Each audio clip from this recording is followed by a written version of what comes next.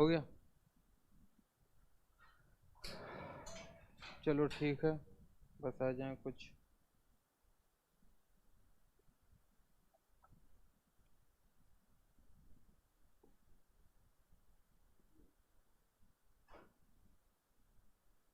चलो ठीक है। Okay, so good afternoon to all of you. We are here to discuss the paper 1, and since this is going to be a bit lengthy, so paper 2 I shall be discussing tomorrow. Whatever doubts that you have, you can always ask in the chat, and I shall be answering that accordingly. So you see, before I go for discussing the paper, let me make something clear with respect to my personal understanding of the paper. There are three things that stand out with respect to this paper. The very first thing is that paper was primarily traditional in nature. There is no question that you will feel as if you are not knowing about it. If we look at question number 1, question number 5, they were pretty much direct. But if you look at section A, then question 2, question 3, question 4, A. So all these 20 markers, you naturally will face a bit of issue. Okay. So this is one trick that the examiner, the paper setter who has played, because, and subsequently we shall be discussing all these question paper, all these questions, but this is something that you will see कि थोड़ी सी यहाँ पे ना आपको content के regarding you might feel as if you are lacking in content, या तो content के रिगार्डिंग या क्वेश्चन के अंडरस्टैंडिंग के regarding. And there were few questions particularly in section A, just like last year, जैसे कैसे पिछली बार that question over human rights which was particularly with respect to liberal theory of rights. Similarly, this year you have in 2A also you have got a similar type of question where you will face a bit of issue if you did not understand the question properly. Next, if we look at section B, so in case of section B, the point is that some of the questions, they are a bit more specific. The demand has got narrowed down. Like if you look at question number 8C, the question is not about judicial intervention or judicial interference or executive judiciary clash. There the question is about how judiciary intervenes or interferes in the policy making. So there the specific demand is with respect to policy. या फिर if you look at question number 8B, I guess, तो 8B में क्या है? Normally what we were expecting that since the new idea is about second one party system or fourth party system, the question might be there. लेकिन उन्होंने question कहाँ पे डाल दिया है? From 1989 to 99. So again you have to discuss what was the politics, that too at the national level, in this specific period, rather than going for fundamental rights or fundamental or DPSPs, they have gone for fundamental duties. Normally the questions revolved around panchayats, लेकिन इस बार अगर आप देखो तो 74th amendment, that is ULBs, और again district planning committee, तो वहां पे भी इनका फोकस रहा है. So overall, had you managed your time well, and second is had you properly understood the demand of the question, the paper would have been comparatively easier for you out of the two paper. ठीक है या good afternoon. सो अब हम चलते हैं question paper के ऊपर, and now we shall be discussing the question. थोड़ा सा ब्लर्ड है, प्लीज एडजस्ट. आप अपने सामने क्वेश्चन पेपर को खोल लेना so that you can ask, you can read the question and you can ask whatever doubts that you have. Now let us look at question number 1A, normative approach in political science. Direct question, बहुत ही simple सा question है. इसमें आप कहां से start करोगे? Again you can start with Plato, ठीक है. प्लेटो के बाद you can bring in Kant, ठीक है ना. मॉडर्न टाइम्स में रीएस्टैब्लिश किसने किया? तो रॉल्स ने किया नॉर्मेटिव अप्रोच को. और उसके बाद फिर you can always mention some criticism of normative approach. आप बिहेवियरलिस्ट को यूज कर सकते हो and then simply you can conclude. So regarding the introduction to this question, it is I would always suggest कि पहले इंट्रोडक्शन में explain कर दो what is normative approach, which focuses on idealistic ideas like justice, what equality ought to be, what type of society should be there. ठीक है, तो इनके ऊपर फोकस करता है. और उसके बाद फिर you can say the origin can be found in the works of Socrates and Plato. Plato के you can all mention about philosopher king. बाद में कांट का categorical imperative. Then Rawls reestablish through his theory of justice. ठीक है. So that is question 1A. इसमें I don't think किसी तरह की आपको दिक्कत हुई होगी. अब question number B, multi cultural perspective on rights. वैसे टेस्ट सीरीज में एक क्वेश्चन था ग्रुप डिफरेंशिएटेड राइट्स करके. ग्रुप डिफरेंशिएटेड राइट्स कुछ और नहीं है बल्कि that is multi cultural rights only. तो अगर आप क़़ को पढ़ोगे तो वहां पे कितनी बार मल्टी कल्चरल की जगह ग्रुप डिफरेंशिएटेड का नाम लिखा हुआ होता है. अब यहाँ पे आता है multi cultural perspective of rights. तो यहाँ पे इंट्रोडक्शन में you can give the context कि मल्टी कल्चरल पर्सपेक्टिव आया क्यों. Because of homogenising tendencies of the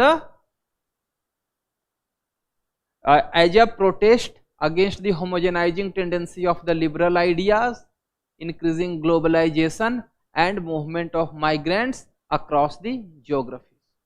ठीक है, ये कंटेक्स्ट आ गया. उसके बाद मल्टी कल्चरल पर्सपेक्टिव में हम किसका नाम दे देंगे? As usual you can mention about Will Kymlicka का,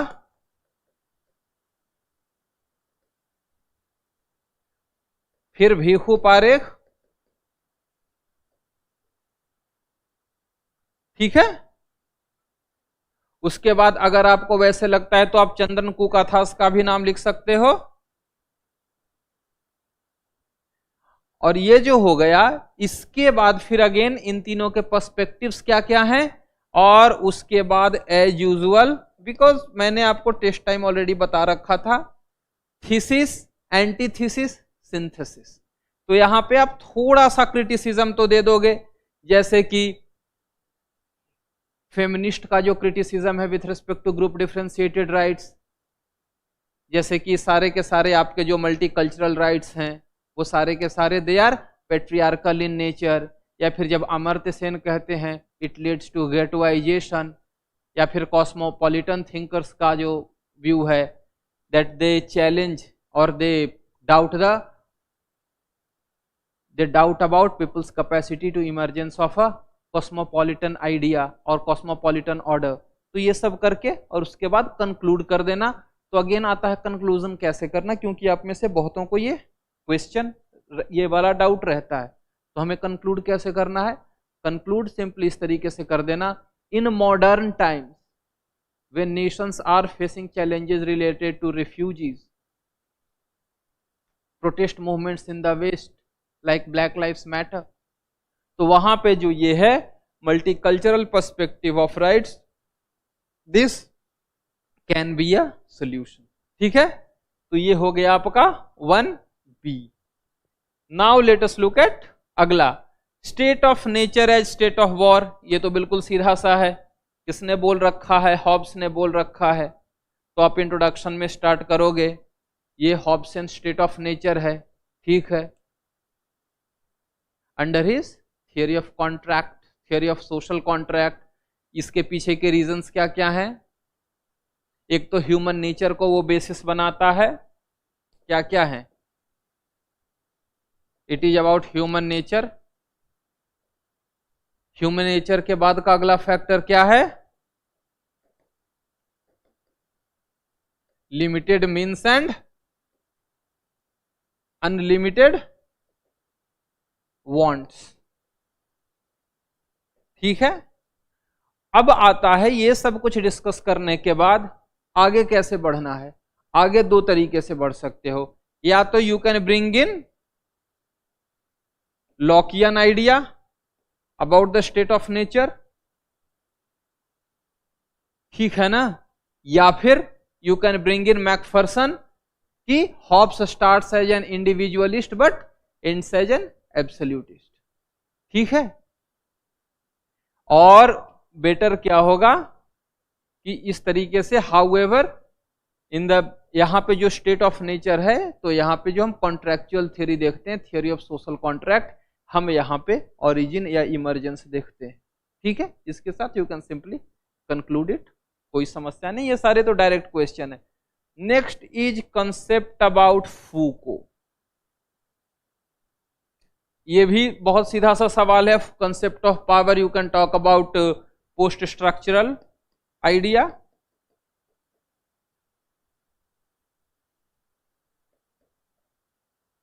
ये एक post structural idea of power है।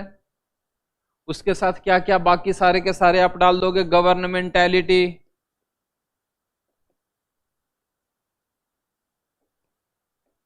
उसके आगे बायो पावर,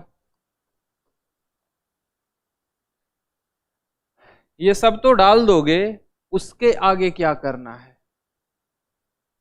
फूको को किसने क्रिटिसाइज किया है? फूकोज कंसेप्ट को मैं ये क्लास में बता चुका हूं। तो you can bring in Chomsky, और एक someone known to you is, नहीं किमलिका नहीं, पुलांजा।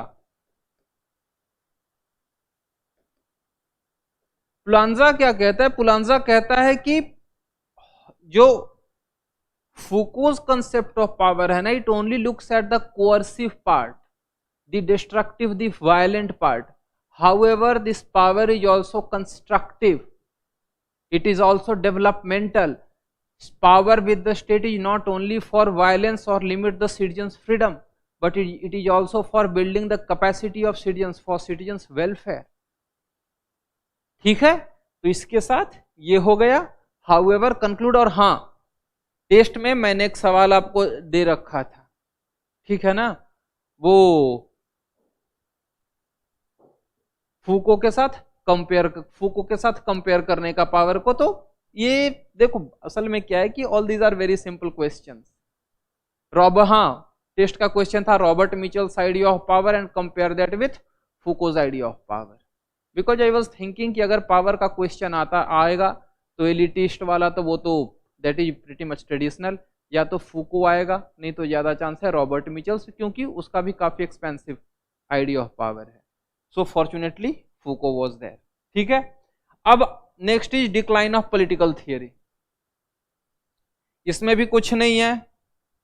एक स्टूडेंट ने असल में पूछा सर इसमें लिखना क्या क्या था, कुछ नहीं लिखना है, बस पॉलिटिकल थियरी का 2 बार डिक्लाइन हुआ है। सबसे पहले because of ट्रेडिशनलिस्ट्स,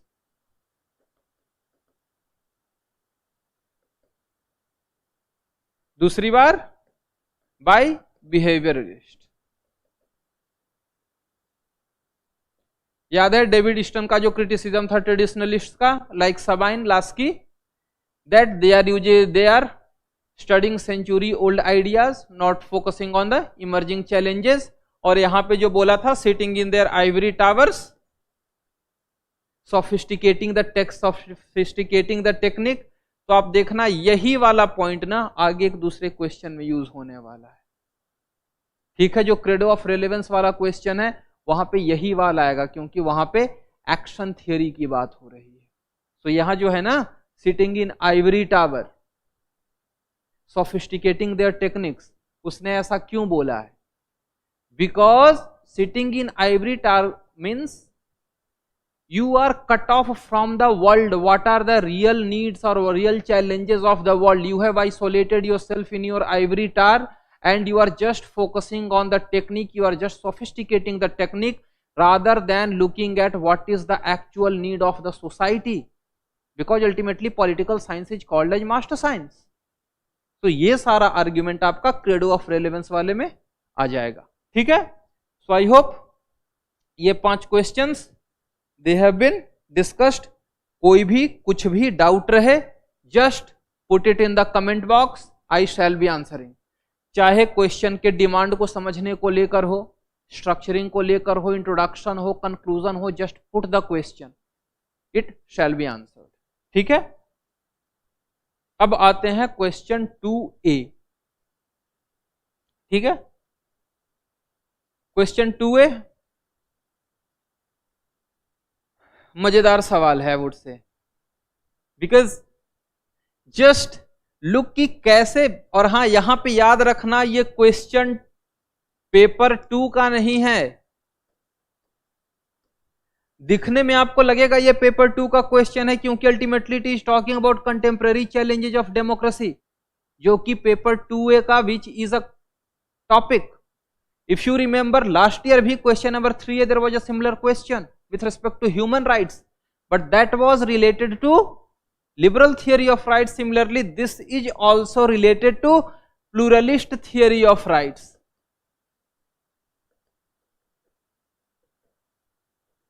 In a bit I'll explain कि कैसे हमें इसके डिमांड को समझना है.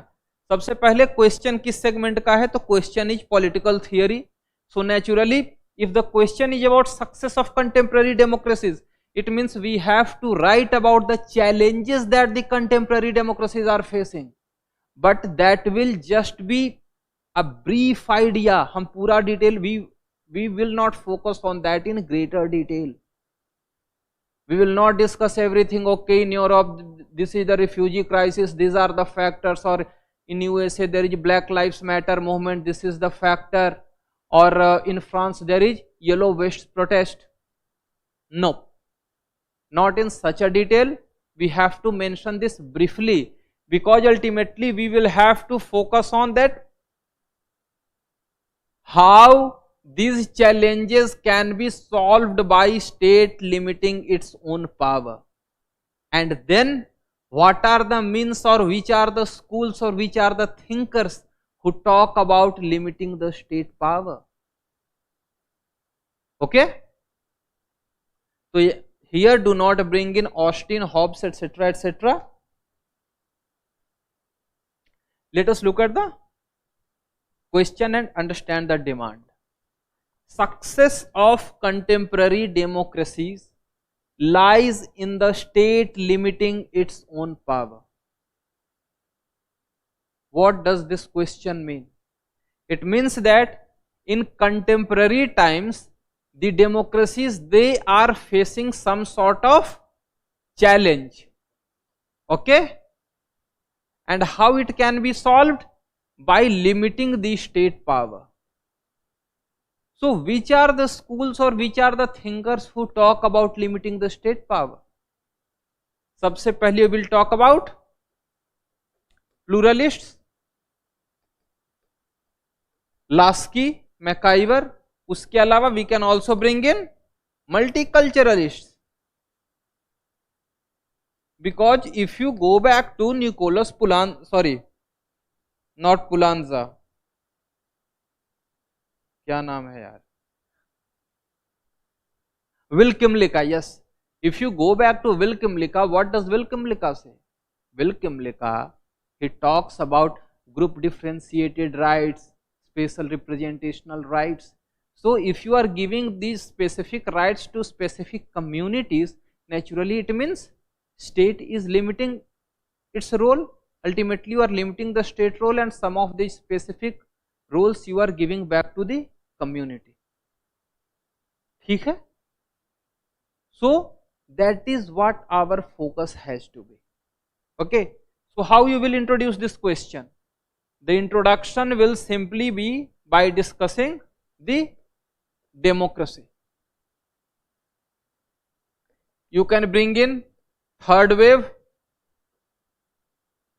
Huntington, and you see, this is what we do.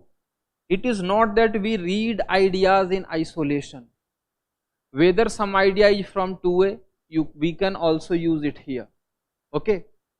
So, present era is called as era of democracy. These many nations democratized, and democracy is the key value. However, recently we have seen that democracies are facing multiple challenges. ठीक है, तो question वही आता है, what are the challenges. सबसे पहला क्या है, the first challenge is democratic backsliding. Okay, second is with respect to refugee crisis. Third is rise of majoritarianism.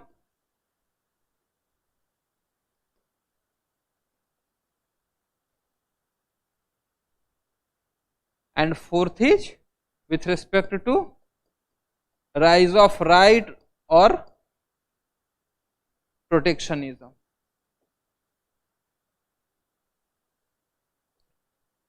In front of all these, you can always give this many questions. You can mention about Hungary under Viktor Orban, Yellow Vest protest, Black Lives Matter, because again remember, there can be multiple challenges, but we have to write those specific challenges where there is a need for limiting the state capacity or limiting the state power.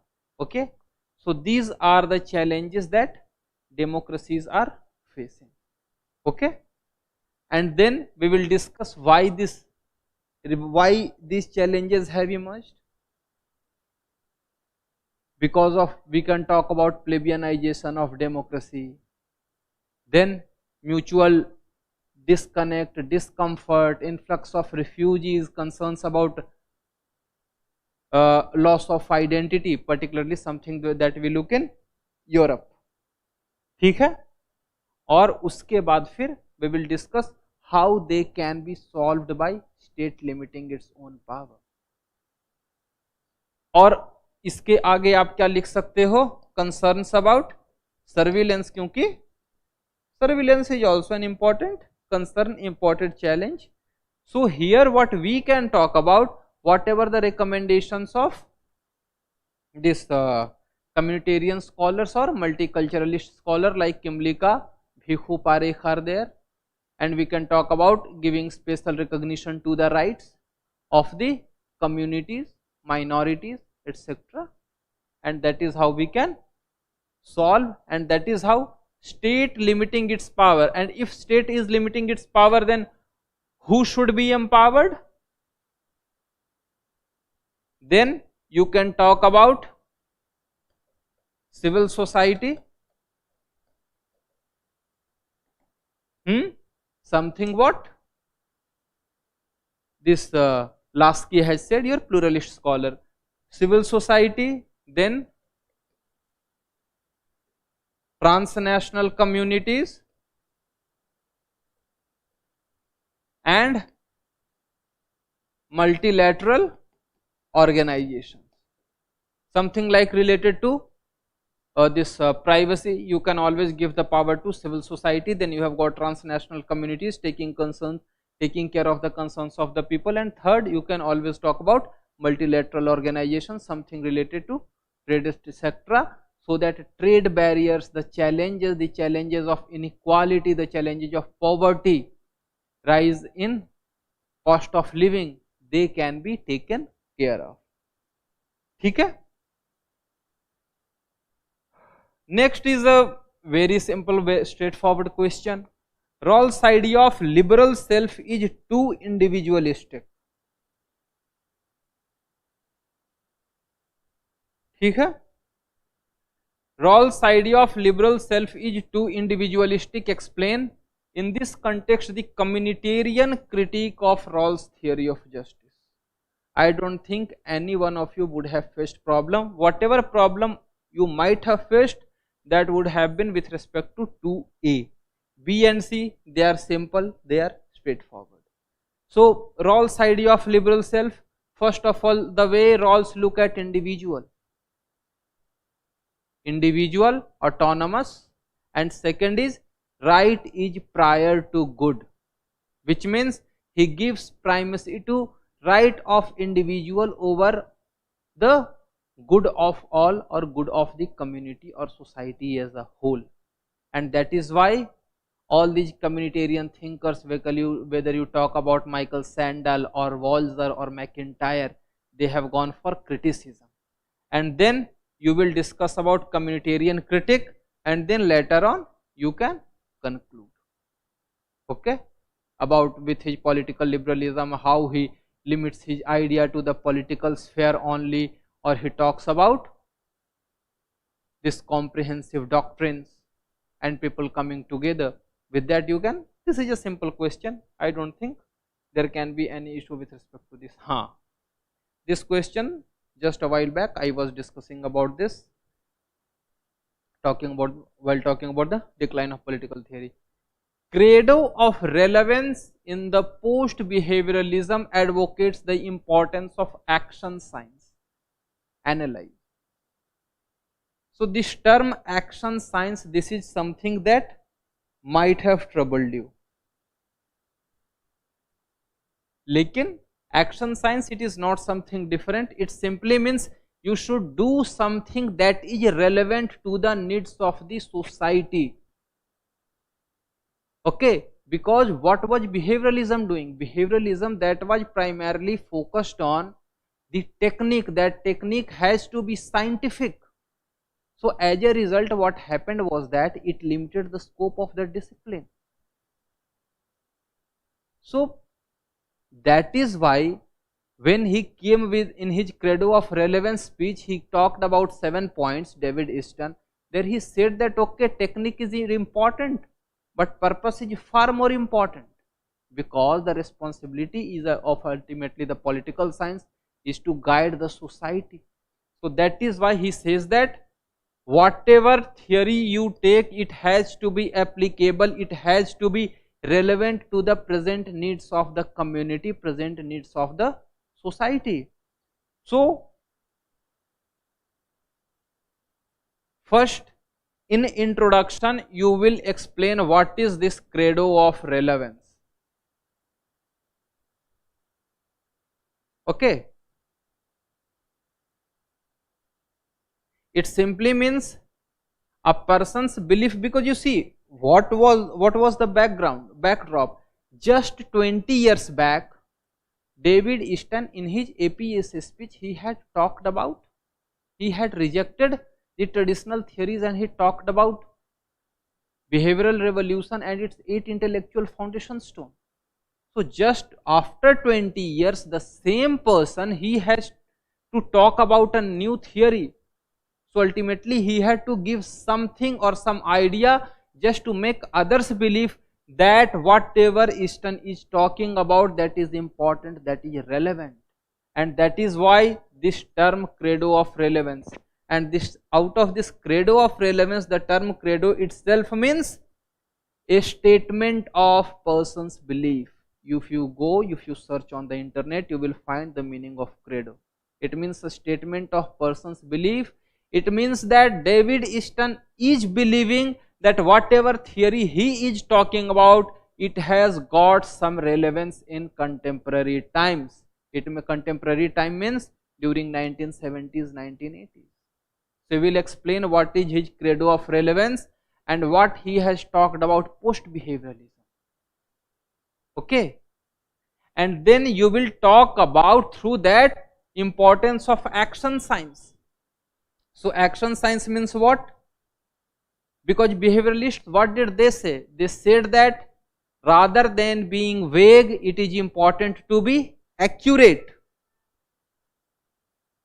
But what does post-behavioralism say? Post-behavioralism says that it is better to be vague rather than being not relevant or irrelevant. Okay, then behavioralism, that was status quoist. Here the focus was on social revolution or social change, and that social revolution, that social change, that is your action science. ठीक है. Post behavioralism, it talks about giving recognition to the brute realities of the society, understanding it and working accordingly in order to provide solutions. Okay. Then focus should be on studying the problems, finding the solutions and converting that solution into action so that it can be implemented. So this is all theory that you have to write about. तो चलो एक minute इसका थोड़ा सा let us look at its structure. What will be intro? An intro, question number I think it is 2C. In introduction, explain what is credo of relevance, talked by Easton, focusing need for post behavioralism. Okay. Then we will talk about a bit of context, and here in context you will talk about behavioral,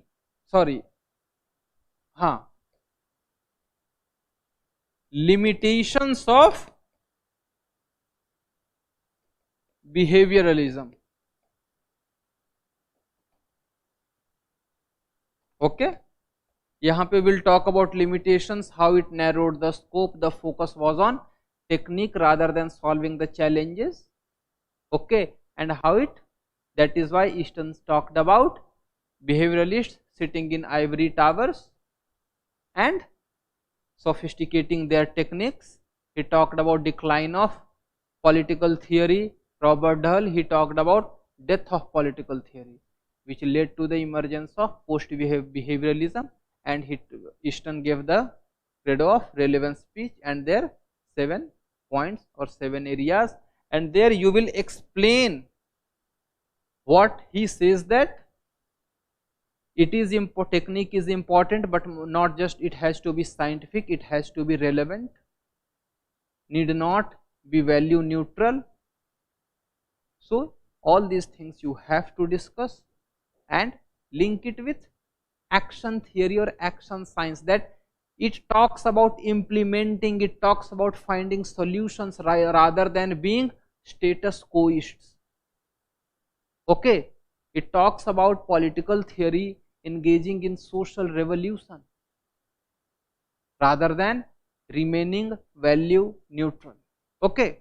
So after that, in the conclusion, you can always talk about that how it expanded the discipline of political theory and made it more relevant to the present needs of the society, so as to guide the society towards a better tomorrow or better future. ठीक है. So this was your question number 2C. Next is fascism displays an ambivalent stance towards parliamentary democracy. Well, I don't know, I mean, I know this answer, but I don't know what you people, those of you who tried about this, because some of my students who had joined the test series, they did say that there was a lack of content, particularly with respect to this topic. Reason being, you see, you know about fascist criticism of democracy, but the point is, when the question is about ambivalence means you also have to talk about how the fascists, they were supporting democracy in one way or the other. Okay. So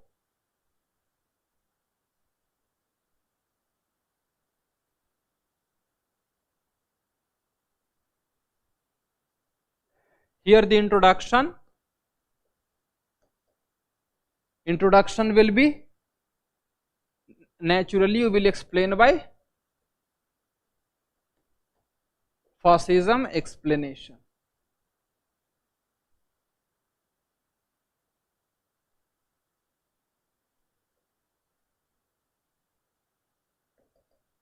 ठीक है. And after that, ambivalence or ambivalent stance. So what was that ambivalent stance?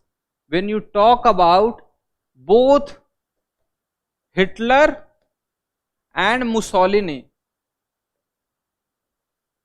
they ultimately came to power through democratic methods. Okay?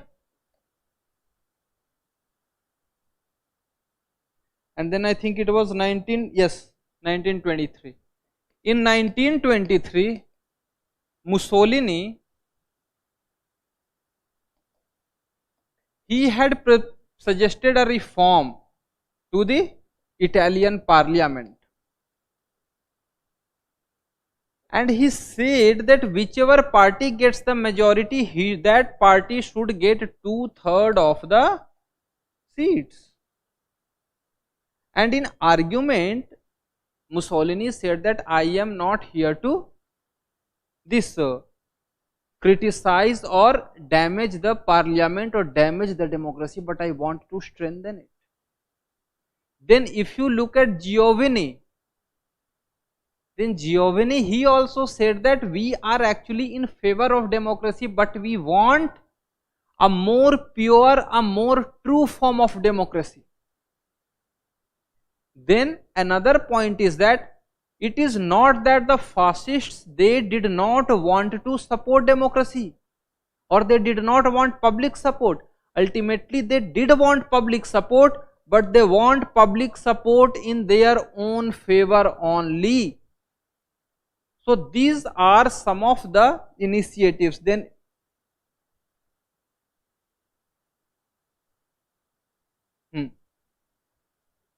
so these are some of the initiatives that you can explain that ultimately they were in favor.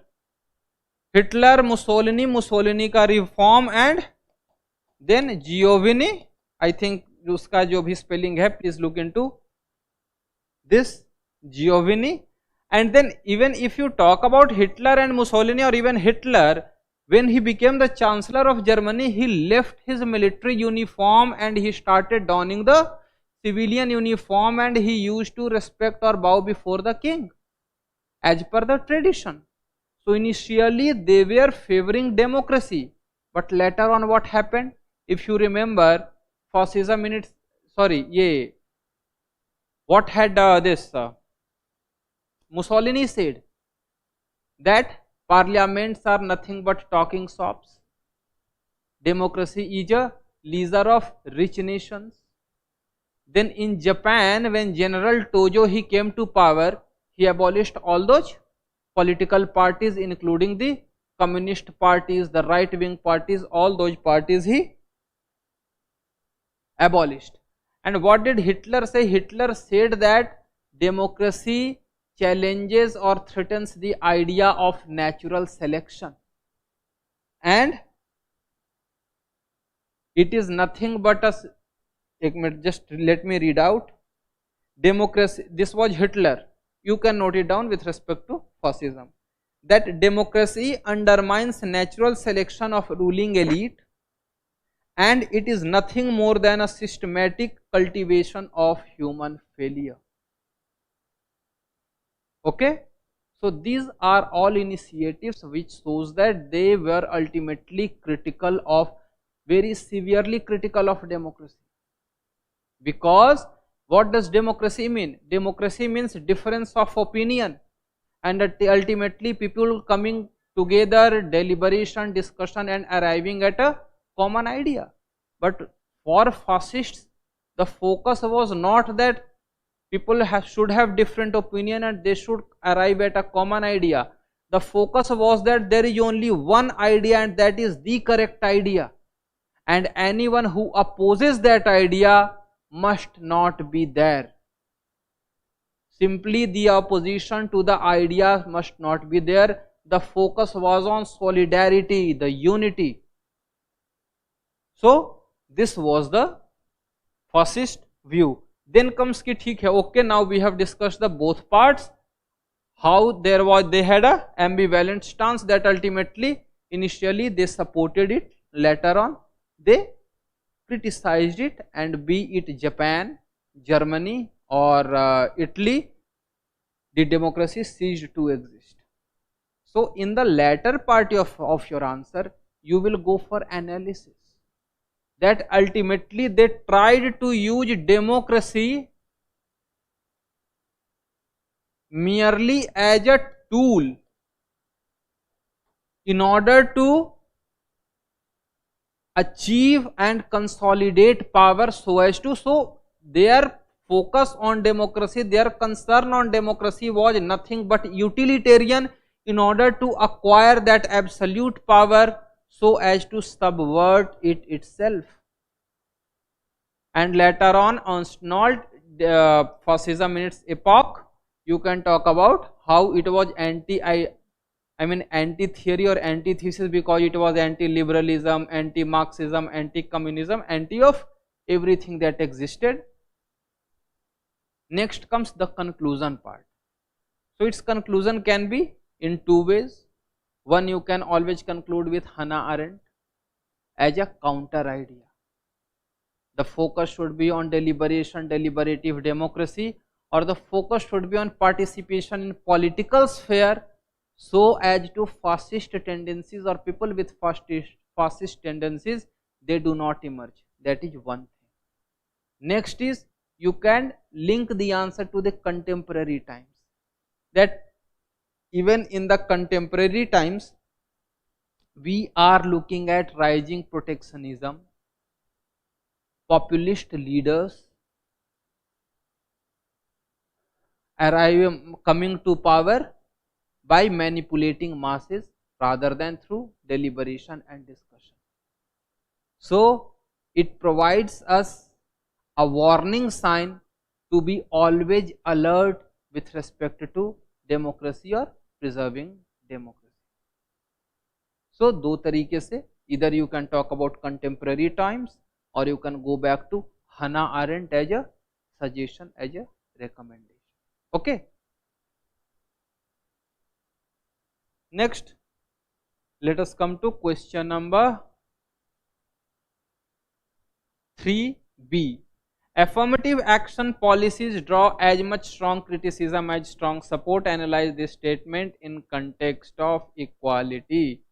This question we had discussed in the class, and there I think it was also made available on the YouTube, because we were primarily discussing PYQs. So naturally most of these questions were in the PYQs in one form or the other. You see, the point is that when you explain or when you discuss such questions, ultimately when static questions are there, naturally they are bound to be repeated. So it makes no sense I start claiming, okay, this was also there, this was from my test, this was from my test. That actually makes no sense, because if it is a static question paper, naturally every coaching institute, every teacher must have tried that. So I was just recalling that I had discussed this. So the question is about affirmative action draws strong criticism and strong support, and I do remember that I had explained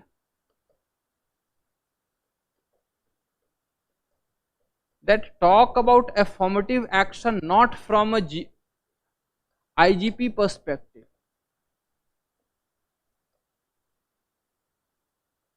because even if we go to paper 1 part B, there also a question can be with respect to debate around affirmative action. We need not bring in that here. Here our focus should be specifically on the theory. What is the particular demand, what have the scholars said. So first we will talk about strong criticism. Who are the scholars who will go for criticizing the idea? Again, first the intro would be explain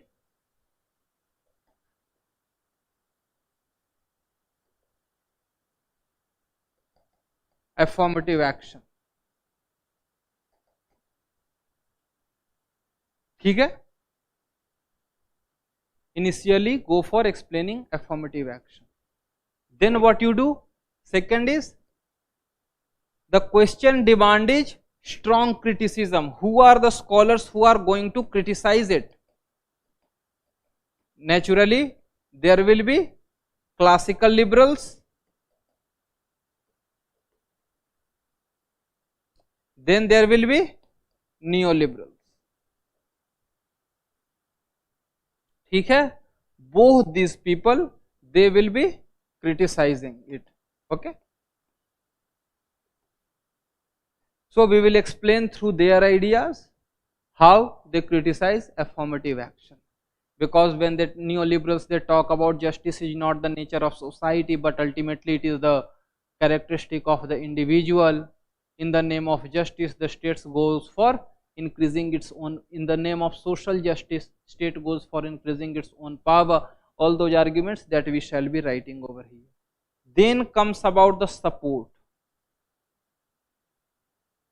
So support के case में you can talk about feminists, they talk about differentiated citizenship,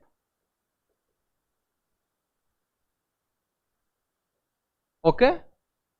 उसके बाद फिर किसका नाम डालना है? You see, positive liberal का नाम मत डालना.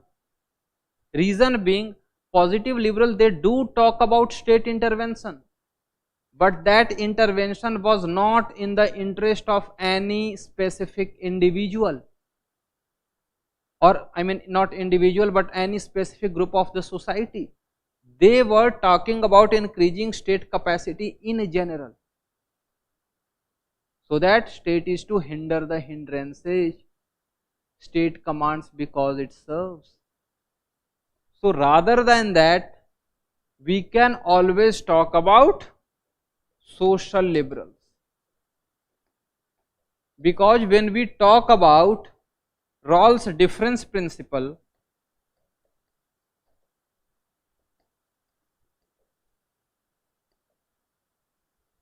तो इसका मतलब क्या है? Rawls does say that for the disadvantaged groups states should take some specific action. Then when you talk about Dworkin, resource egalitarianism, और Sen, capability approach, ठीक है?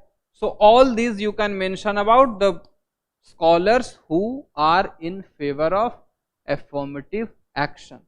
Then if you want to write some additional, and these I had mentioned in the class, you can talk about Thomas Nagel in his book Equal Treatment and Compensatory Justice, and Judith Jarvis in his article Preferential Hierarchy. So all these scholars they have gone for supporting affirmative action.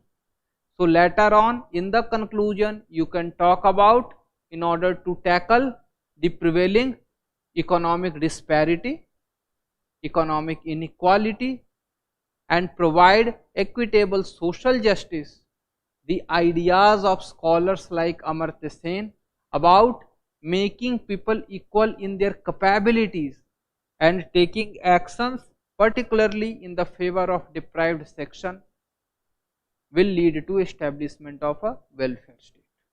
With this you can simply conclude it. Okay? अब आता है question. Now it's question number C. Eurocentrism is both the target and the motive force of post-colonial political theory. Introduction में you will explain what is post-colonial political theory or what is post-colonialism. Okay? Then the question has got primarily its focus is about Eurocentrism, और test में question था that it talks about the post-colonialism, it talks about the hypocrisy of the prevailing dominant political ideology, because ultimately वहां भी question वही था, क्योंकि why does it focus on criticising Eurocentrism? The criticism is not of Europe but because of the dominant political theories which are liberalism and Marxism. Both these ideas, they are primarily Eurocentric. So that is why post-colonialism has gone for criticizing. There are two things. One is target and another is motive force. Why it is the motive force? Because of Eurocentrism, because of the lack of focus on the ideas of post-colonial states, the idea of post-colonialism emerged something around 1980s. And then it is the target so as to make the discipline of political theory more balanced, bring in the concepts, the ideas, the experiences of the post-colonial societies. ठीक है? सो यहाँ पे thinkers के case में बहुत simple हैं आपके. सबसे पहले we can talk about Edward Said, concept of Orientalism. Then you have got Homi Bhabha, his concepts like hybridity, confusion, overlap. Third will be Chandra Talpade Mohanty. Next you can talk about Gayatri Spivak, Can Subaltern Speak. She talks about particularly from in the literary world. Then Sarojini Sahu. So her focus is primarily on post-colonial feminism. So here we have to explain that how this is a target as well as the motive force. The focus is that ultimately it is the Eurocentrism or it is the Eurocentrism of prevailing ideologies or prevailing political ideas that forced or that motivated the post-colonial scholars to express the experiences, the ideas, the dominant narratives of the post-colonial societies. And the second aspect is, why is it the target? So as to make the discipline of political science or political theory more democratic by bringing in the ideas from the uncharted terrains like the post-colonial societies, the experiences of nations or peoples of people of South Asia, Southeast Asia, Africa, Latin America, etc. So again, in conclusion, you can mention this only, that it is an attempt which has attempted to make the discipline of political science more democratic by bringing in the experiences from the post-colonial nations, etc. Okay?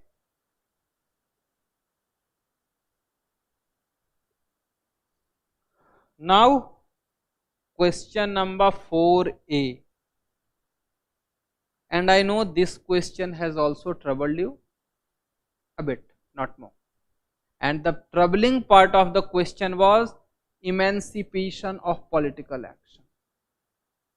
Once you get the idea of this emancipation of political action, after that everything is will be very simple for you. Because you see, normally Buddhist thinking, it is considered emancipatory in the social domain. Why? Because the prevailing discriminations because of caste. Buddhism had tried to emancipate people out of that caste-based hierarchy by establishing a more equal society, giving an idea of equality among human beings, irrespective of their ascribed identities.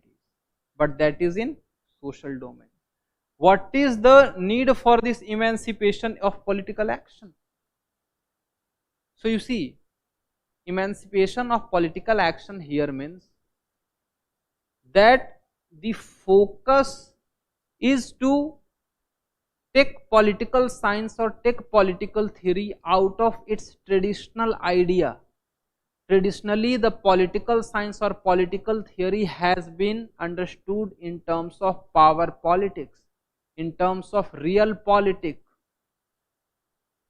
Okay, so here we will have to explain how Buddhist political thought on Dhamma facilitates emancipation from that. Because when you look at the idea of king, whether it is Kautilya or it is Machiavelli, they suggest that the king has to be shrewd, the king has to be brutal, the king has to be very cunning, a lion and a fox combined. While what does the Buddhist suggest? They suggest that the king has to be Mahasammat, which means it is all who should agree that this particular person should be the king. Someone who has been selected after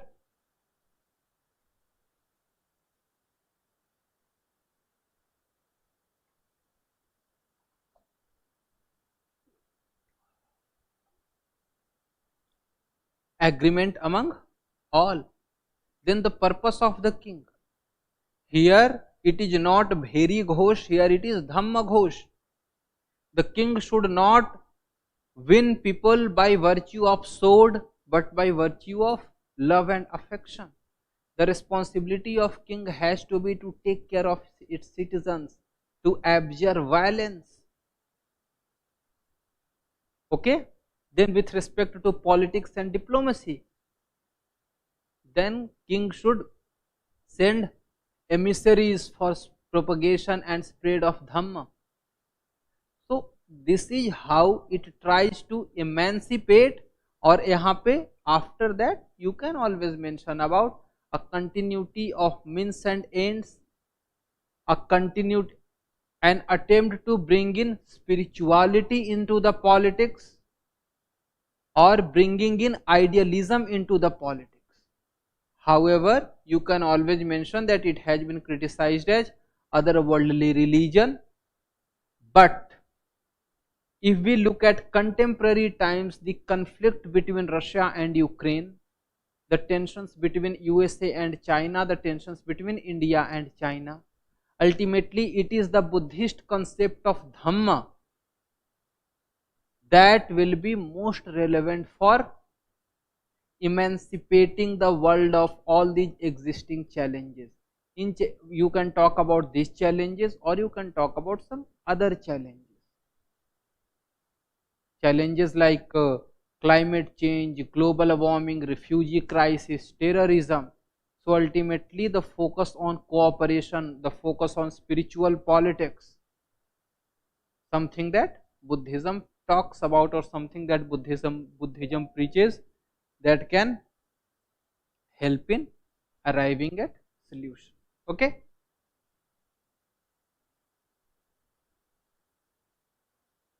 Now question number 4b. The legal subordination of one sex to another is wrong in itself and now one of the chief hindrances to human development. J.S. Mill. Again, this is a very common question, very simple one, but here we have to focus on particularly on the subjection of women written by J.S. Mill. Actually, in the one of the advertisements, 1 or 1.5 week back, I had wrote the answer to this. So this was just a sweet coincidence that the same question was asked in the UPSC. So you see, when we talk about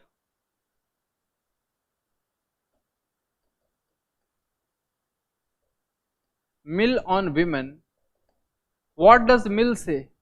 Mill says that the subordinate position of women, it is not because of issues with them, because traditionally what was it said, that since women are smaller than men, their brain will be smaller, their capacities will be smaller. I am talking about something pre-Mill era.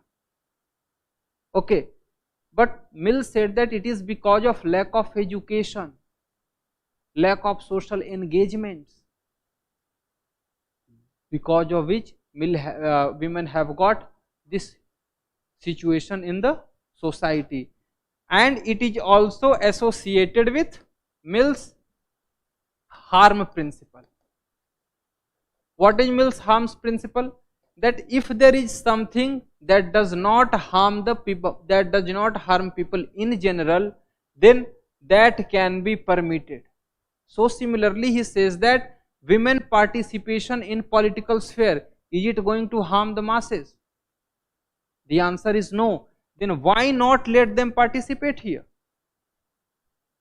So if you look at Elizabeth Cady Stanton, Emmeline Pankhurst, or the very first appeal about the participation of women in the electoral sphere, when it was put in the lower house, the House of Commons in Britain, it was J.S. Mill who had proposed that and who had advocated for that.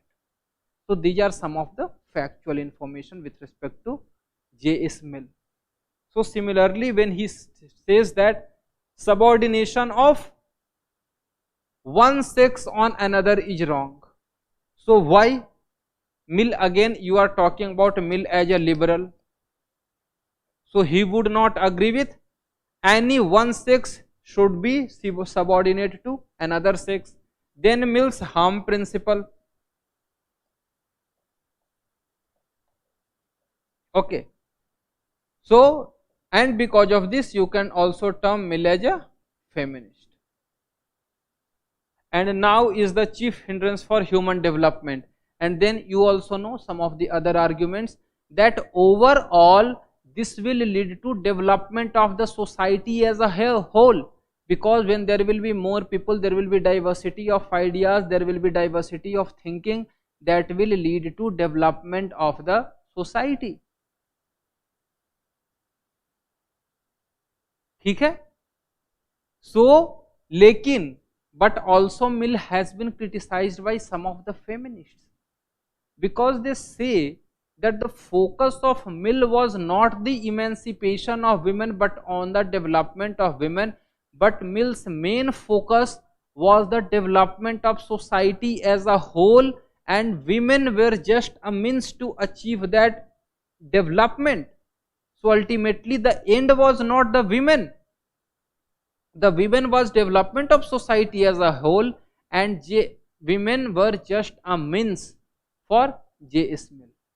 However, in conclusion, you will write the same, that because of all this, because of his pioneering initiatives with respect to support of universal adult franchise and participation of women in the public sphere, Mill has been called as first feminist.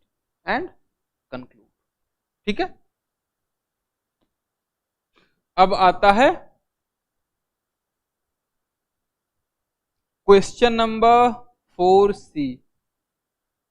थोड़ा परेशान इसने तो किया होगा यार. Reason being, had the question been about Gandhian swaraj, आप लोग बहुत ही कंफर्टेबल रहते. But the question is not about Gandhian Swaraj, but it is about Aurobindo's Swaraj. लेकिन Aurobindo's Swaraj and Gandhian Swaraj, there is not much difference. ठीक है? So naturally we will start by explaining the idea of Swaraj as per Aurobindo, and he brought in that idea in one of his articles in 1907 in the magazine Bande Mataram, and he had said that demanding for Swaraj is not a crime, and demanding for anything less than Swaraj would be an insult to the greatness of our past. So Swaraj was, for Aurobindo, was not just a dominion status, but it was independence and absolute self-rule. Okay? So that was Aurobindo's Swaraj. उसके आगे क्या है? It has deep significance for Indian social, political and cultural history. Okay, but before coming to this, you have to explain that Aurobindo's Swaraj, it was at two levels. One was with respect to individual. What was Swaraj about individual? It was again about Sat. It was about Satchit Anand and about nation. It was about self-rule and independence from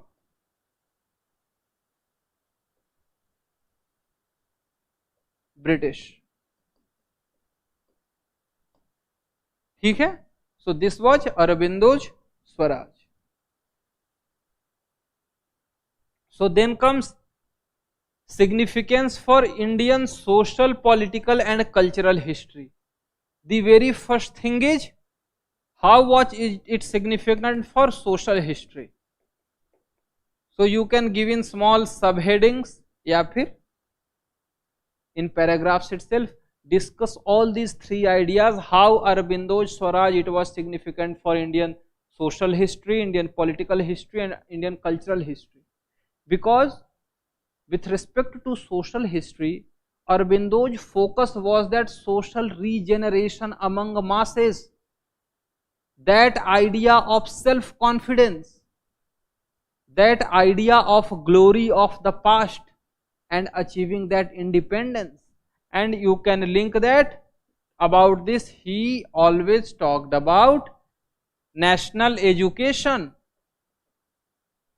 And with respect to Aurobindo, the point is that his Swaraj and national education both were not separate. National education was one of the means to achieve Swaraj. National education, there will be Swadeshi, then there will be boycott. All these things, they were part of his social history. Then with respect to political, again going beyond the liberal idea of British rule as a blessing in disguise and giving a more stronger idea of Indian nationalism, the something that you might have, that might be part of your notes, that giving a more stronger idea about Indian nationalism. Then when he talked about Bharat Mata, okay, making freedom movement as a mass movement, nationalism as the new religion, again that was linked to Aurobindo's. So ultimately you have to discuss Aurobindo's idea of Swaraj, and after that what in you have to divide into these three and write specific content. Then cultural history. Cultural history means what? The sense of dejection, the sense of insubordination that Indians were facing, to bring Indians out of that. When he talked about that nationalism or nationhood, that is a spirit, and India's spirit is now awakened, and India has to do something for the world, and that greatness cannot be achieved until we are independent.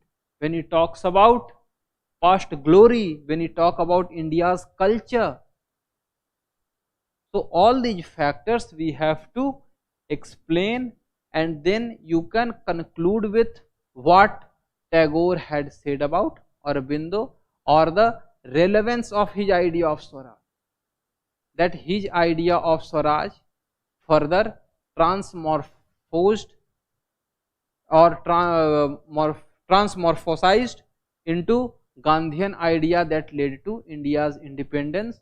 या फिर you can also write that it was the first idea that gave Indians a sense of confidence to achieve freedom later on. Okay, so that is section A. Now coming to section B.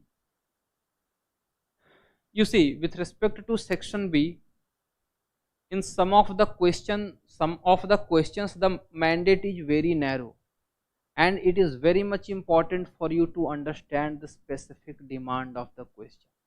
If you do not understand the demand of the question, both in terms of what it is asking and what it is not asking, you might lose marks. Okay, so approach this question in the same spirit. Let us look at the questions. Imprint of British Constitution on Indian Constitution. You can start with Government of India Act 1935, parliamentary system, rule of law, bicameralism, all that, and how that is reflected in Indian Constitution. ठीक है. Next is environmentalism of the poor.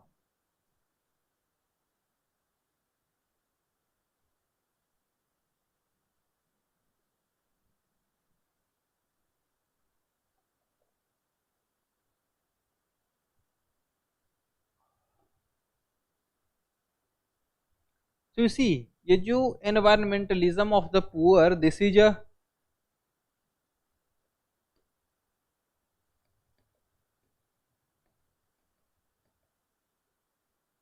a concept given by Martinez earlier. Because traditionally environmentalism was something that was taken as a concern of the elites, and the poor, they were generally considered as the one who are polluting the environment, the one who are damaging the environment. Okay, so you can write about Ramchandra Guha or Madhav Gadgil, who talked about the poor, the tribals, they are considered as interlopers, they are the one who are violating the environmental protection norms. Okay, that will be, you can bring in the ideas of Madhav Gadgil and then Ramchandra Guha.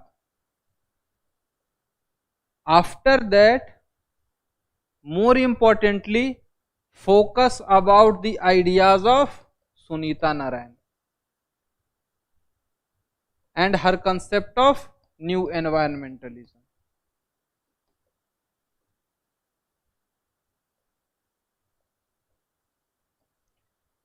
In new environmentalism, Sunita Narayan, she has talked about making the tribals, making the poor communities as a stakeholder. They should not be seen as a burden or someone who is interfering, but someone who is an equal participant, who has to play an equal role in protection of the environment. Okay, so talking about environmentalism of the poor, in the latter section of your answer, bring in the concept of new environmentalism. And when you talk about that in India, the environmentalism where the focus is with respect to social impact assessment, bringing in communities like Friends of Rhino or Friends of Cheetah or Cheetah Mitra. So there the focus is that the concept of environmentalism of the poor, or integrating poor and their concerns with respect to protection of environment, so as to ensure better implementation of laws and environmental protectionist policies. Okay, I hope this is clear to you.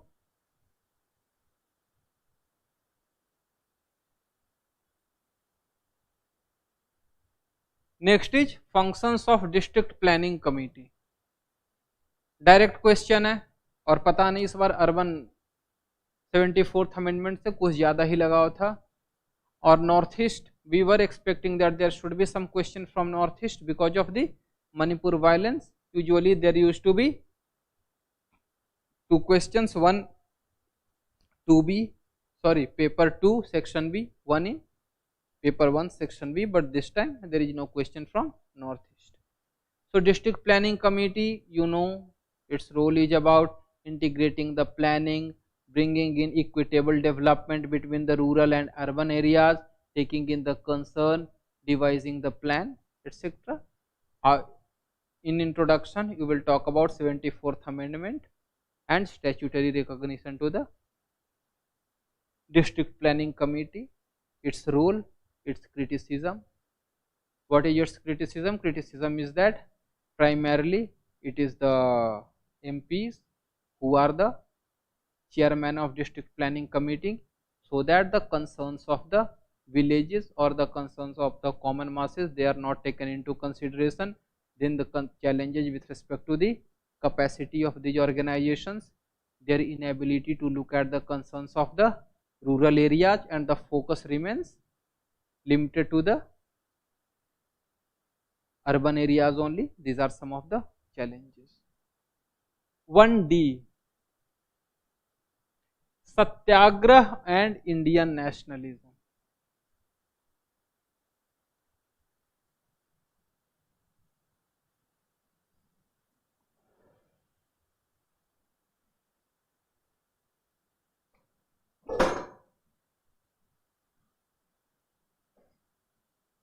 Sorry. So next question is Satyagrah and Indian nationalism. So you see, you know about Satyagrah, you know about Indian nationalism, but the problem you might face is that this question becomes open-ended, that what is Satyagrah and what is Indian nationalism and how to integrate that. So you can integrate that by, first you will have to explain Satyagrah.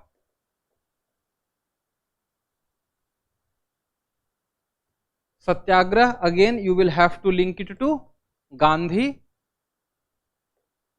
and then you go for explaining about Indian and how it strengthened the Indian national movement. Here bring in some of the ideas like Satyagrah as a strategy, Satyagrah as an ethical force, then Satyagrah as a dharma yuddha. Next will be from Gramscian perspective, Satyagrah as a war of position against the British ideas like civilizing mission and white man burden. Then by making it a dharma yuddha, by making the focus, by putting the focus on non-violence and truth, it was easier to bring in the communities together, so as to strengthen the idea of India as a nation against the British criticism of just a geographical expression. ठीक है? So ये आपका चल जाएगा about the positive, but then naturally you will have to bring in the criticism. सत्याग्रह का criticism किस किसने कर रखा है? आरपी दत्त को हटा दो. सबसे पहले you can bring in Ambedkar. If you remember, Ambedkar had criticized. Why? Because when he did Satyagrah against untouchability or Satyagrah against taking that water from the Chowdar tank, Gandhi protested and Gandhi rejected that Satyagrah, and he said that Satyagrah only has to be done against the foreigners. So Ambedkar had criticized Gandhi, and Ambedkar did say that it would have been better if Gandhi had done Satyagrah for abolishing untouchability. Then another criticism you can talk about M.N. Roy. What had M.N. Roy said? M.N. Roy had said that Gandhian non-violence is actually violence against the masses. Gandhi is a weak and bourgeois leader. ठीक है? उसके अलावा you can also talk about Savarkar. He had also criticized. His criticism was primarily against the use of violence. He said that this will make the masses weak. This is not in line with the Indian tradition. Indians should fight for their gaining their independence rather than remaining non-violent. So इतना ज़्यादा नहीं लिखना. Primarily उनका अपना focus, because it is a 10 marker, एक criticism that is by Ambedkar, और conclusion के case में भी that ultimately Gandhian idea of Satyagrah that strengthened the identity of Indian masses as a common people, and brought people together. ये एक conclusion है. Next, you can talk about its relevance in international sense. That Gandhian idea of satyagraha was used by the leaders like Nelson Mandela and Martin Luther King for their civil rights movement. वहां पे तो civil rights movement था और यहाँ पे Nelson Mandela के case में for fight against apartheid and gaining independence from the British. ठीक है. So this question I think ये हो गया. Next is national commission for minorities. 1992 में एस्टेब्लिश हुआ. प्राइमरीली 6 माइनॉरिटीज, पहले तो 5 थे, बाद में 2014 में जेंट्स वर इंक्लूडेड. इसका मैंडेट क्या क्या है? To look into the plans, to look into the policies. उसके अलावा एक और स्पेसिफिक पीस ऑफ इंफॉर्मेशन है दैट प्राइम मिनिस्टर्स जो 15 पॉइंट प्रोग्राम है for the development of minorities, to look into the implementation. Then they have also been active. For example, if you look during Delhi riots, 2011 Bharatpur riots, 2012 Bodo Muslim conflict. So they have played role. Criticism क्या क्या है? Their suggestion is only recommendatory in nature.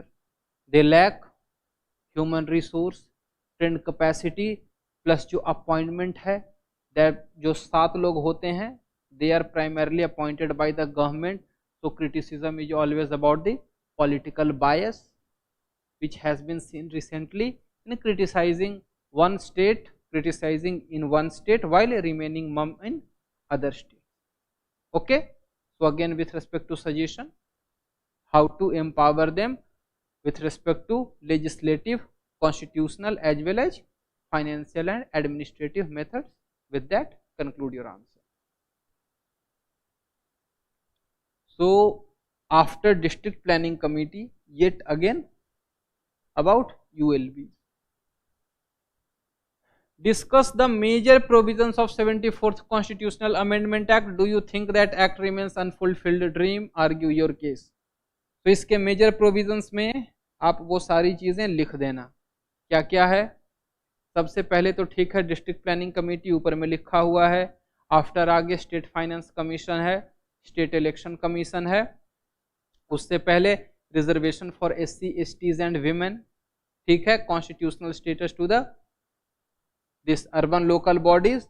और इसमें आप scholars कौन कौन से लोगे? वन इज ईसर जज Ahluwalia,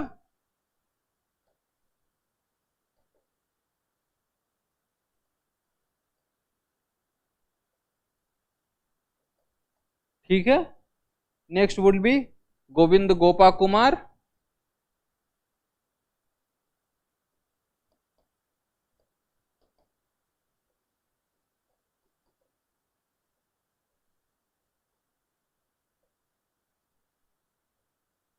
and it is 𝐂𝐭𝐿 who has said that these urban local bodies they suffer from the rural bias of the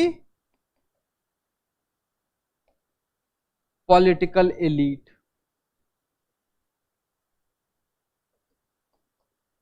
And Govind Gopa Kumar, he has said that with the rise, increasing mobility and rise in the middle class and but limited planning capacity of the local bodies, it faces all these socio-economic and environmental challenges, and all the urban areas or the urban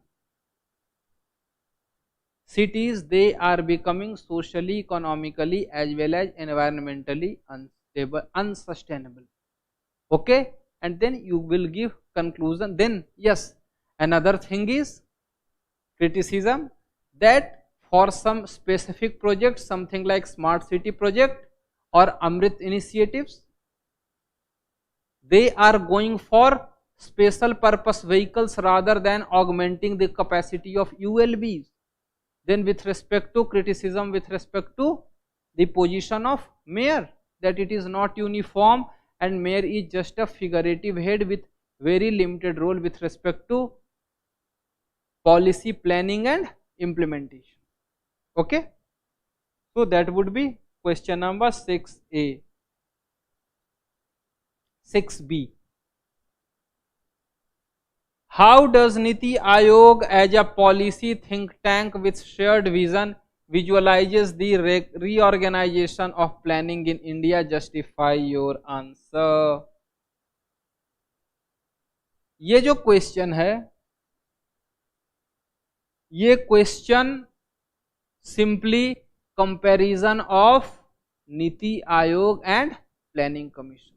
It is simply a comparison. So what does it say? That reorganization of planning in India. So naturally you will talk about initially what was the method of planning in India. It was through planning commission, through 5-year plans. Now it is planning is no more there. Niti Aayog is just a policy making body, and you will explain the criticism. Planning commission के case में क्या था?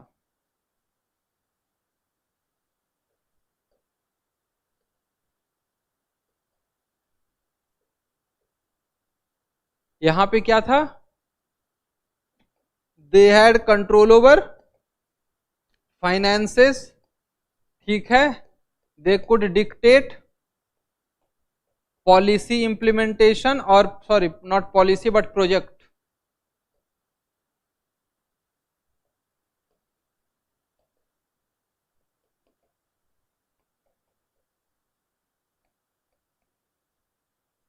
Project implementation to the states.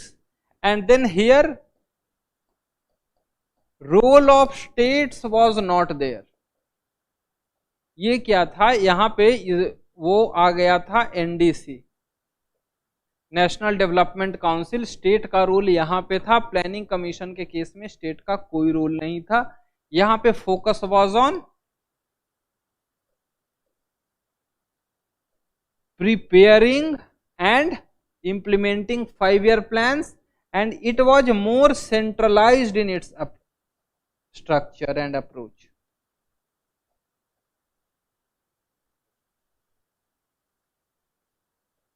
ठीक है.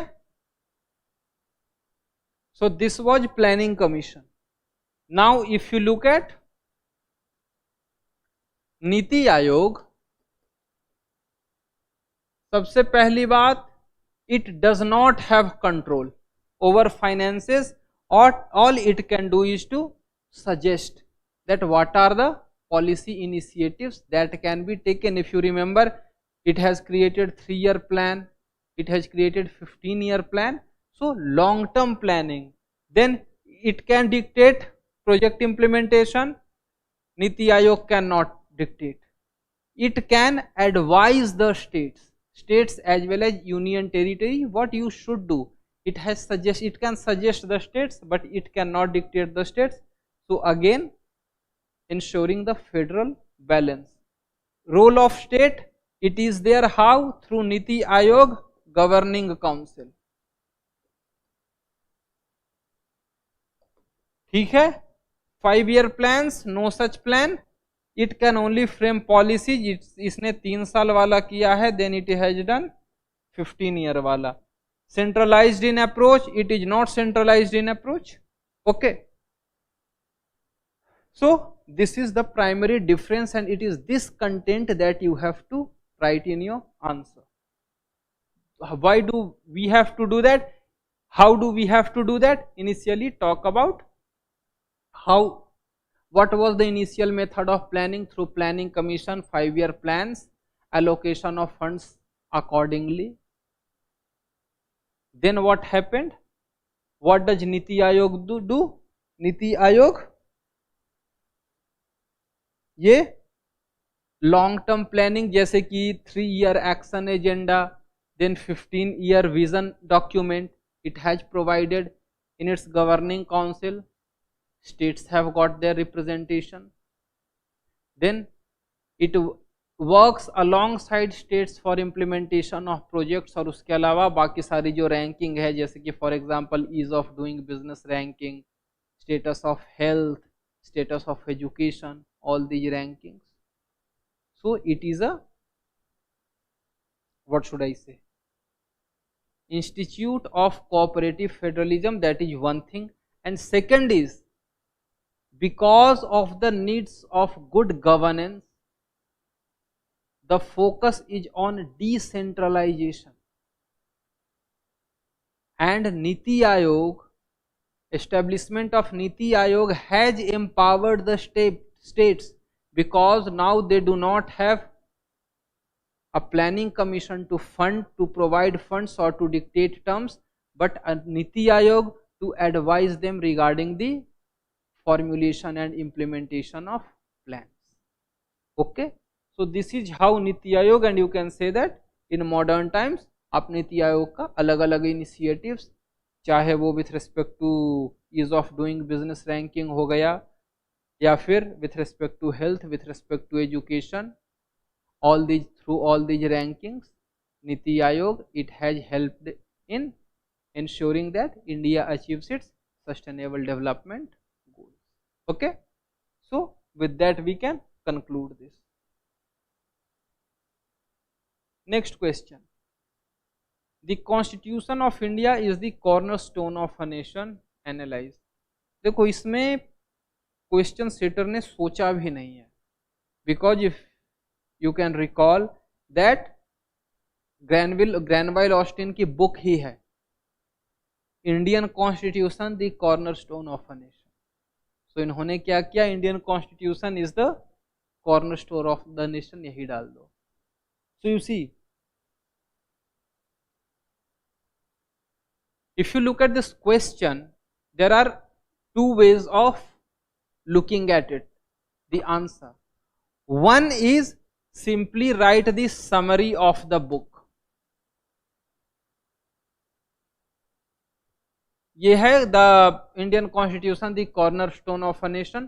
Simply एक किताब का review लिख दो, जो कि हमें नहीं करना है. Point number 1, you must not have read it, and moreover this book is also not in the syllabus. Okay, and next is we have to explain how Indian Constitution is the cornerstone of a nation, because that is what ideally the demand of question has to be, that how this Indian Constitution that can be termed as a cornerstone of the nation. So here some specific information, like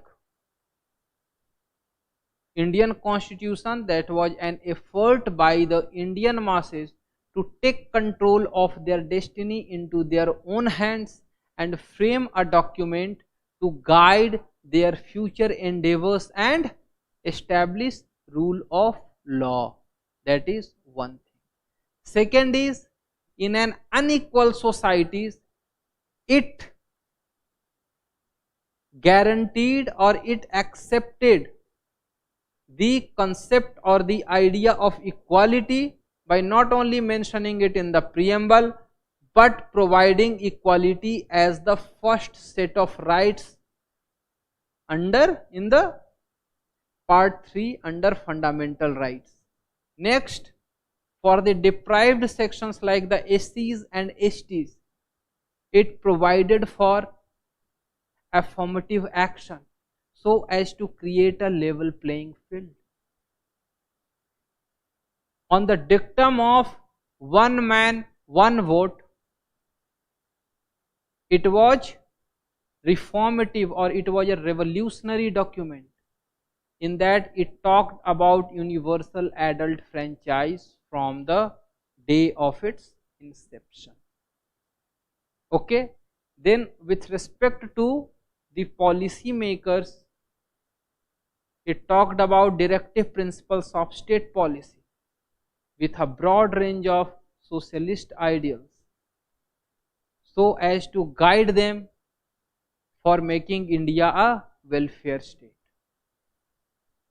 Then rejecting the criticism of constituent, initially you can write it, that rejecting the idea of constituent assembly as a one party body, Granville Austin has gone to say that it was a one party body in a essentially one party state. At that time, the assembly was Congress and the Congress was India. This is what Granville Austin has said. And Austin has also said that Indian Constitution is a social document. How it has tried to take care of the interests of each section of the Indian society. ठीक है? And it has tried to address the inequalities, the fissures within the society, and the document has been arrived through a broad consensus, taking care of the concerns or the interests of various sections of the Indian society. ठीक है? So ultimately this is what you have to write. इसमें कुछ analyse क्या करना है, analyse बस इतना ही करना है, that how Indian Constitution is the cornerstone of India, because it ensured that it is rather than multiple personal laws, it is the constitutionalism that will run India or that will prevail in India, separation of powers, etc., etc. All that you have to write. 3 पन्ने में यही सब भरना ही भरना है. That how Constitution of India is the cornerstone of a nation. You can bring in various values: sovereignty, sovereign, socialist, secular, democratic republic, equality हो गया, justice हो गया, liberty हो गया, fraternity हो गया, universal adult franchise it is there, then affirmative action it is there. Okay, then for the tribals, special initiatives like under 5th schedule and 6th schedule, so that they can integrate to the mainstream society at their own interest, at their own wish and time, rather than forceful integration.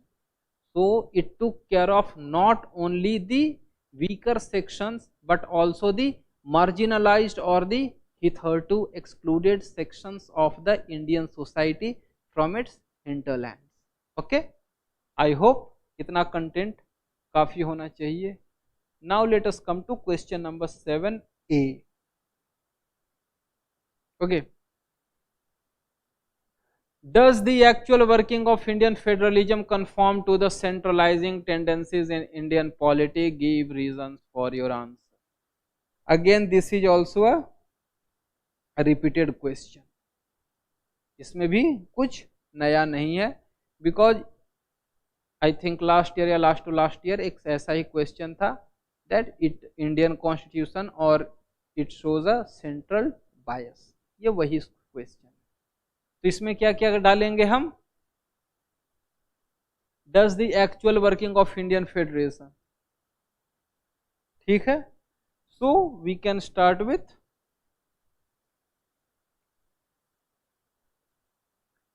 Indian Federation and what are the criticism, क्या क्या क्या है. सबसे पहले क्या है KC-Weir का, that it is quasi federal. Morris Jones, इसने क्या कहा है, बार्गेनिंग फेडरलिज्म.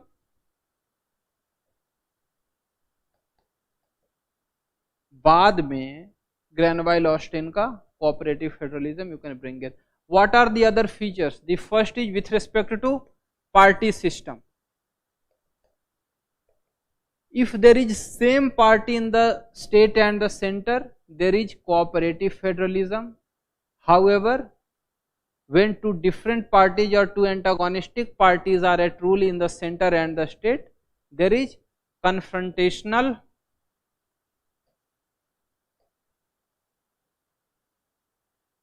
tendencies. ठीक है? Then if we talk about with respect to constitutional framework, here you know about Article 3, Office of Governor. Rajya Sabha. Why Rajya Sabha? Because of its power to bring in subjects from state list. Then you have got concurrent list.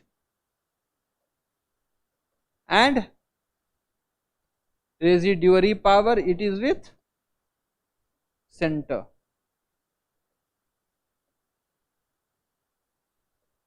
ठीक है. Next is with respect to administrative. यहां पे all India service, deployment of central forces. So because of all these factors, some critics they have termed it as quasi-federal and bargaining federalism, and it has been criticized that Indian constitution it is primarily there is a centralizing tendency. This is one part of it. लेकिन however एक तो Supreme Court में you have got Bommai judgement,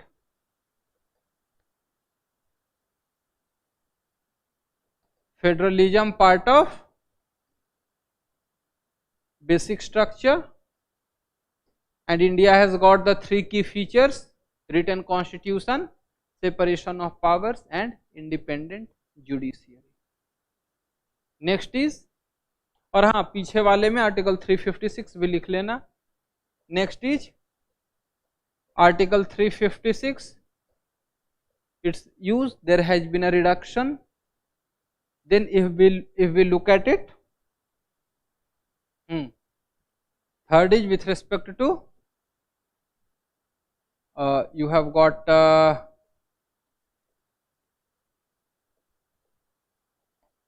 GST Council,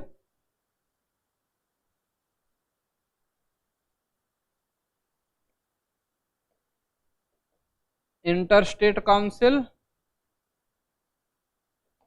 इसके अलावा if we talk about in political sphere, यहां पे emergence of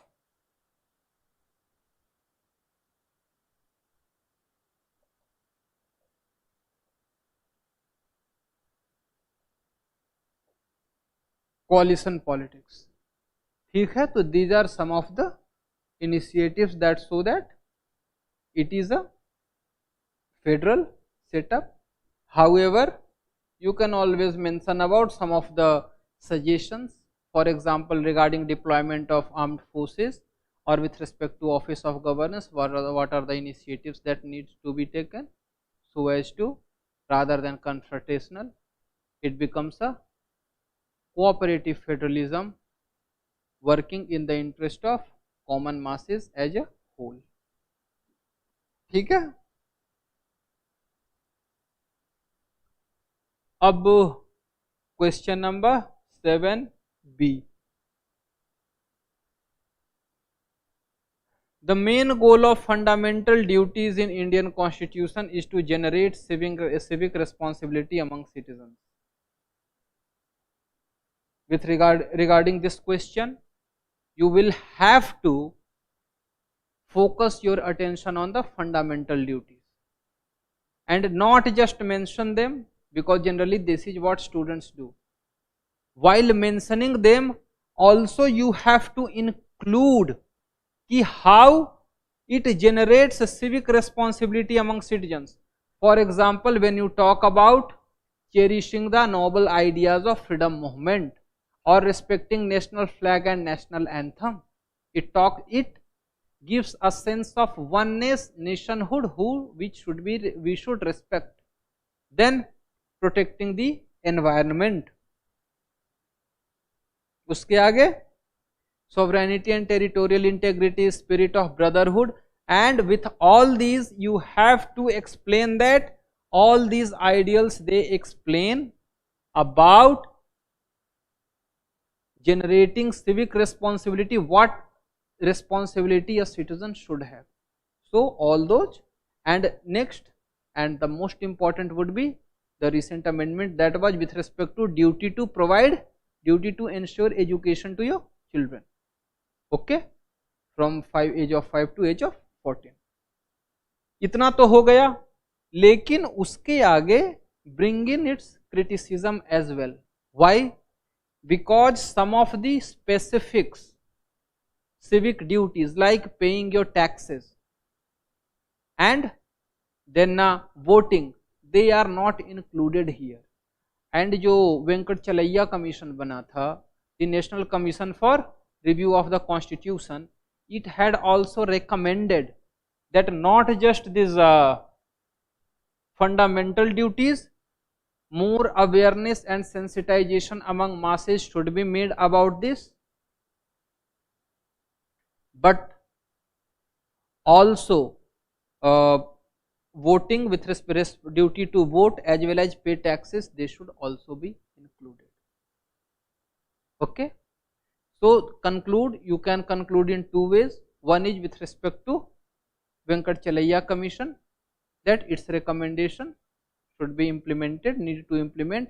या फिर second can be that in modern times when we see frequent protests or slogans against India or actions or activities of disrespect to the national symbols or something like increasing communalism, increasing violence, reminding people about the fundamental duties as recommended by the Venkat Chalaiya Commission can be critical or can be beneficial.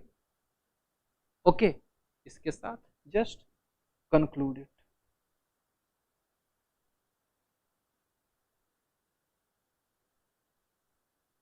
ठीक है. Next is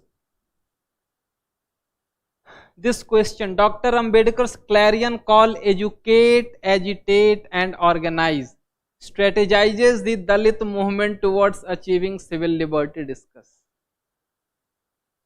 So this question again, ये question indirect question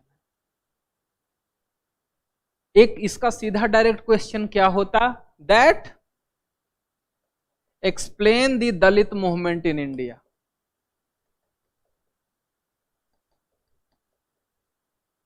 Had this been the question, you would have been very comfortable that question is about Dalit movement, and had this question is also the same, ultimately the question is about Dalit movement in India. Because just look at the question, look at its wordings.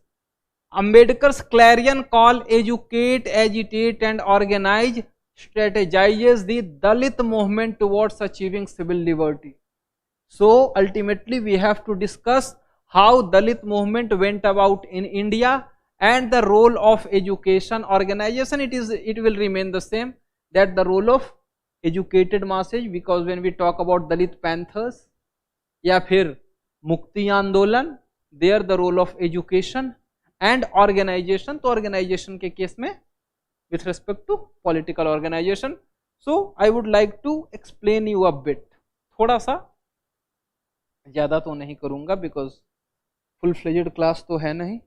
अगर किसी का कोई भी doubt है पूछ लेना, क्योंकि ये एक चीज़ है, मुझे डाउट ही है बिकॉज स्टूडेंट से जो मुझे फीडबैक मिला है, I am talking on basis of that. Okay, so you see, when we talk about Dalit movement in India,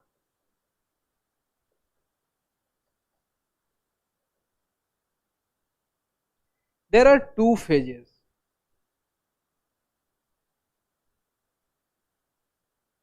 One is pre-independence, another is post-independence.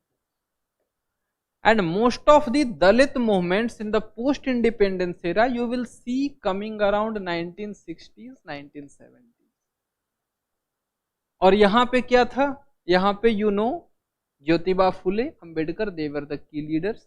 Apart from that, when you talk about self-respect movement and SNDP, these were the movements. But how our focus is not just about these movements. The question is demanding more. The question is demanding about your knowledge about these movements. Because when the question talks about educate, agitate and organize, It means you will have to show that how, if they were organized, their focus was on education and agitation, and or through education and agitation, how did they go on to organize and put their demands. Okay. So when we talk about self-respect movement had demanded for reservation in education and jobs. ठीक है. Then with respect to, if we talk about Dr. Ambedkar, और ये slide नहीं कर सकता. Okay, I am just rubbing it.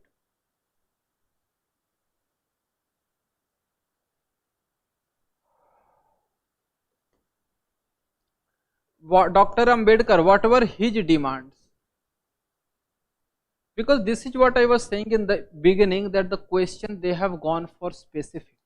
The question is not that general. Here they are again talking about Dalit movement, role of education or demands with respect to education.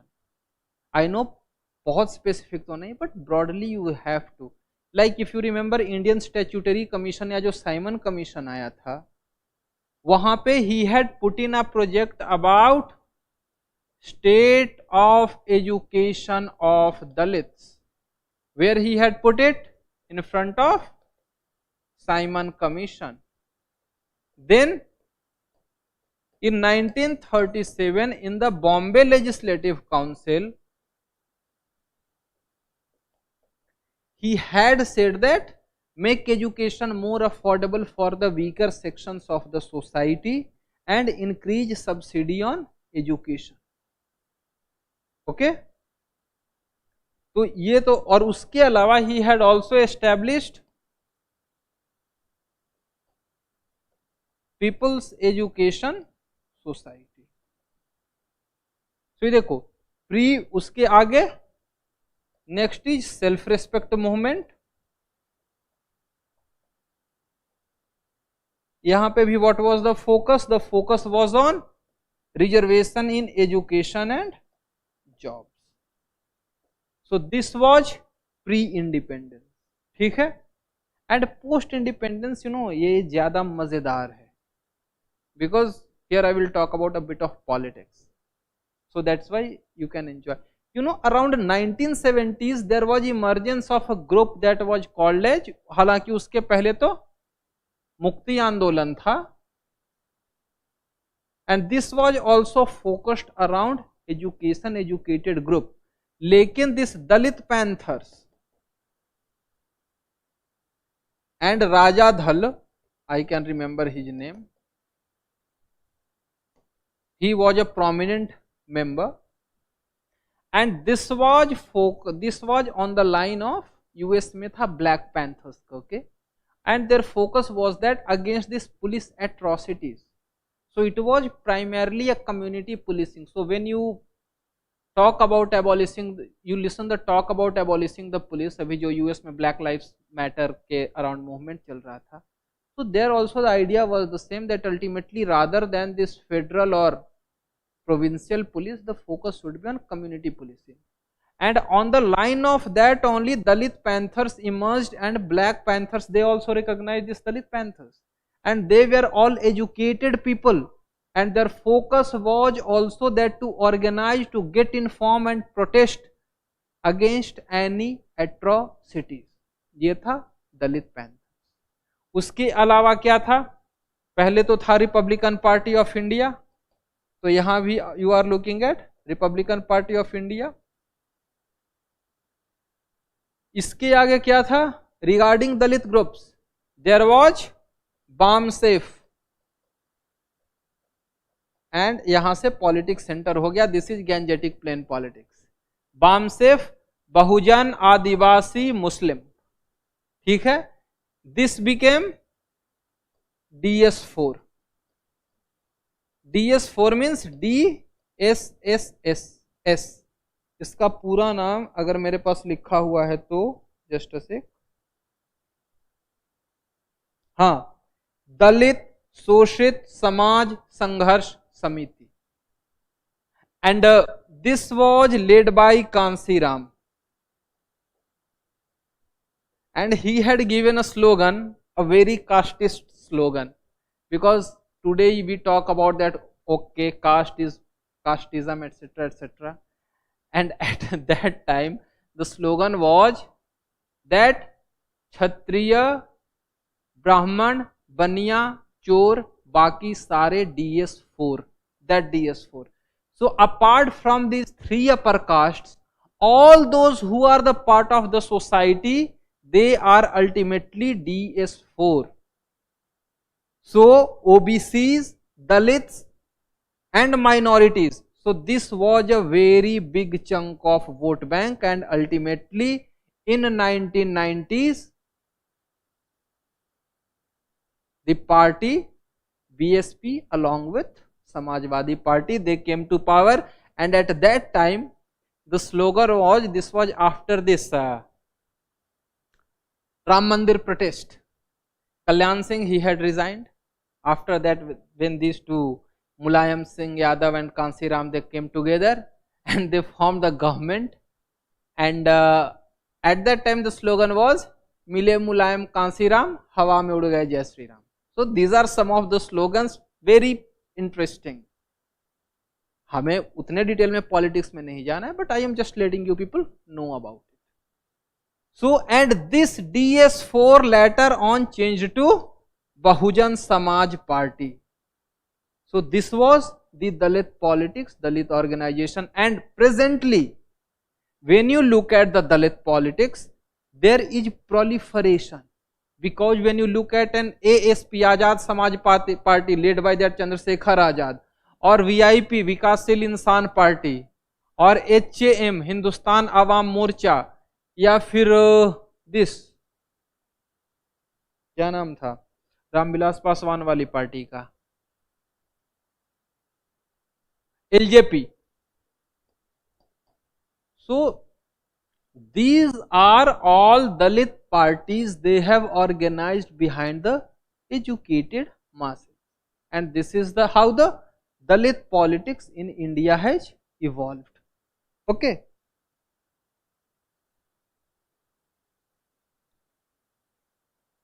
So clarion call strategizes Dalit movement towards achieving civil liberty, and yes, after talking about Ambedkar, mention how, what role did he play or how it helped.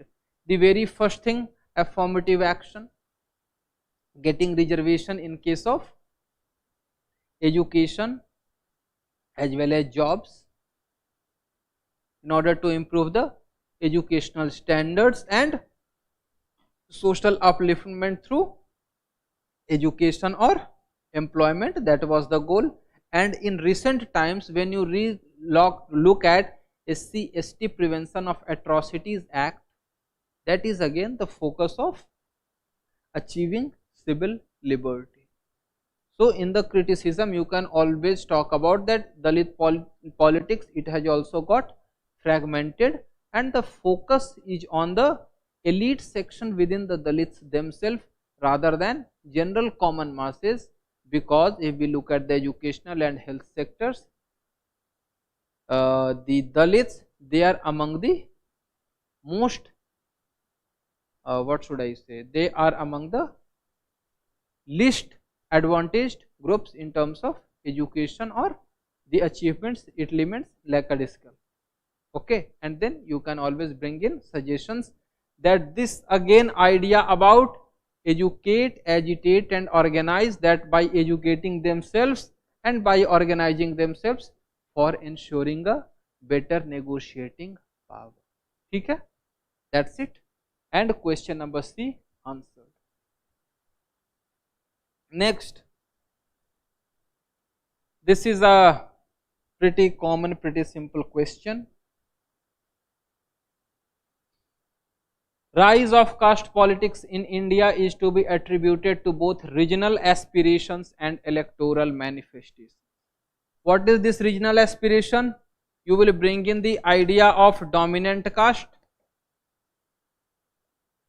and what Christophe Jeffrelot has said, that even the demand of state, that was all the basis of dominant caste. you can talk about Reddys in Andhra Pradesh or Marathas in Maharashtra or Patidars in Gujarat. So ultimately the focus was on the regional aspiration. Behind the regional aspiration also the focus was on the dominant caste and their attempt to consolidate their position. Next is and electoral manifestation. What was this electoral manifestation? The very first thing is that, as Rajni Kothari has said, that in India the Western ideas like class, that was not so clearly visible, that was not discernible. So here the focus was mobilization on the basis of caste. So caste become a factor for mobilization and behind the success of democracy. Next is that when you try to introduce democracy in a traditional society like India, it is the elites who go for mobilization. And when democracy, which is a game of numbers,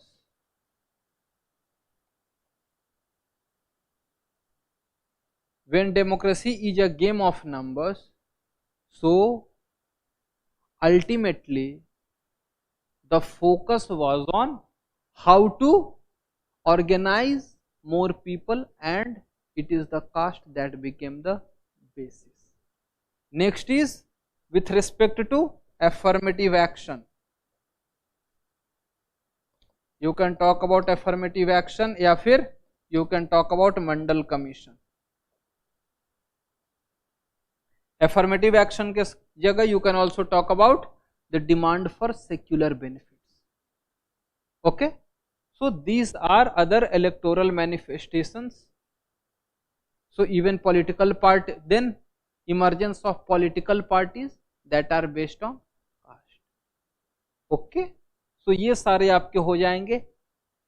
question चूंकि comment है तो last के page में you can talk about however the recent argument, जैसा कि आप you can talk about Rekha Diwekar, then you can talk about ये नहीं, it's not Varshney. What is his name? His name is, just a sec.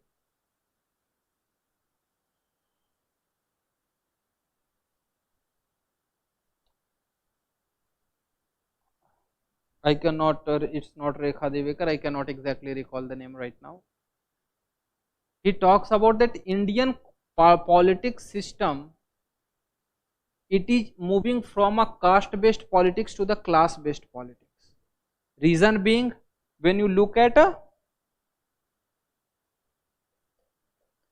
10% reservation,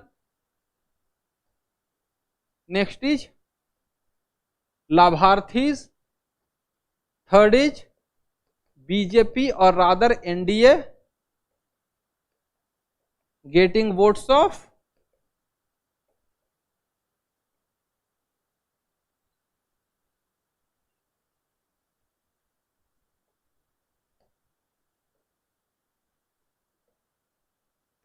all sections of society.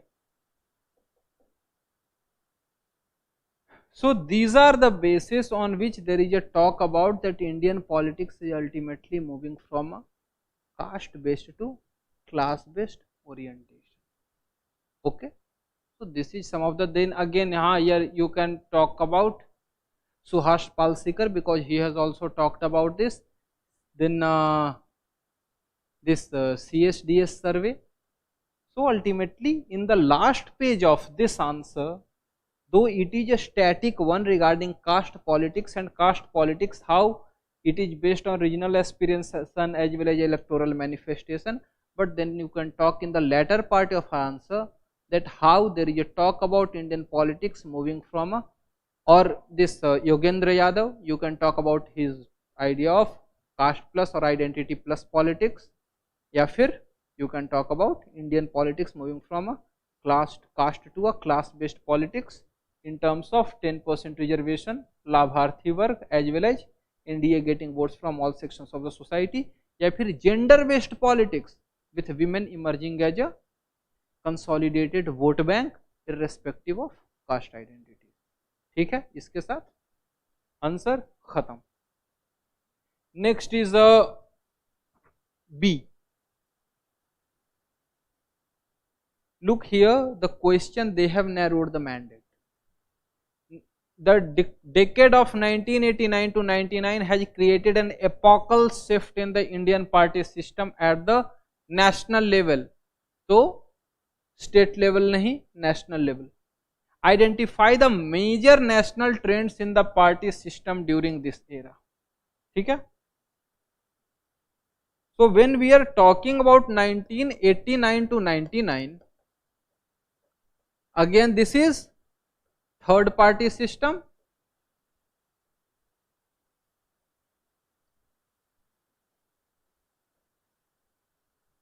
ठीक है? Here you can write down the name of Milan Vaishnav.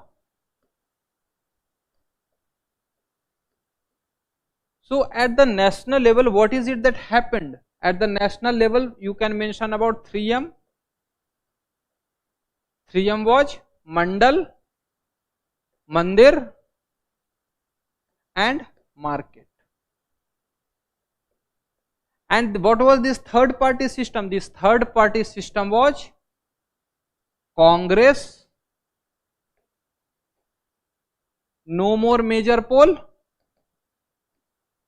which was in the first party system as well as second party system, and the politics became truly competitive and federal. ठीक है? So this was the thing.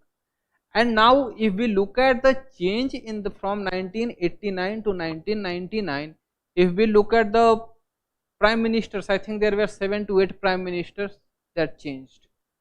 First it was VP Singh, Vishwanath Pratap Singh, then it was Chandrasekhar, then it was Narasimha Rao, then it was Atal Bihari Vajpayee, then it was Devagowda, then it was 𝐂𝐿 Gujral, then again it was Atal Bihari Vajpayee, then it was again 1999 Atal Bihari Vajpayee. So total 8 prime ministers. Okay. So here what happened, another at the national level, from fragmented coalition to a more mature coalition at the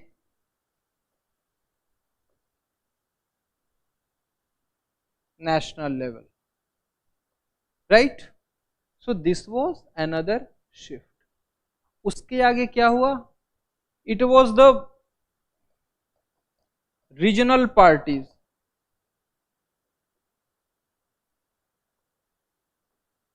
More dominant role. What this resulted in?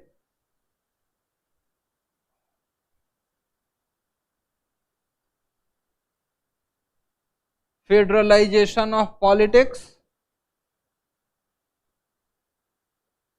and reduced misuse of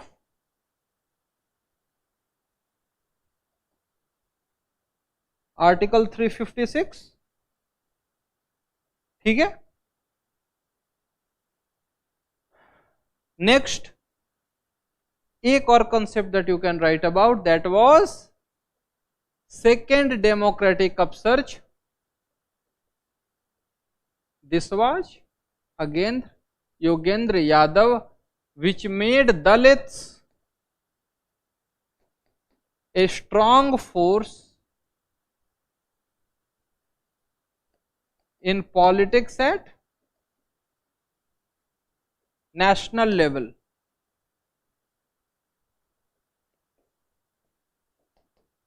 Okay. So what more was the question? Epochal shift in Indian party system. So I already explained what was this epochal shift in the Indian party system from second to third party system. You can briefly explain what was the second party system, then it was the third party system at the national level. Okay. Then identify the major national trends. What were those major national trends? Those major national trends, that first one was the fragmented coalition, initially fragmented coalition.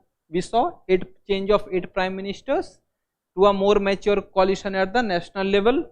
Next was the regional parties, they become more dominant.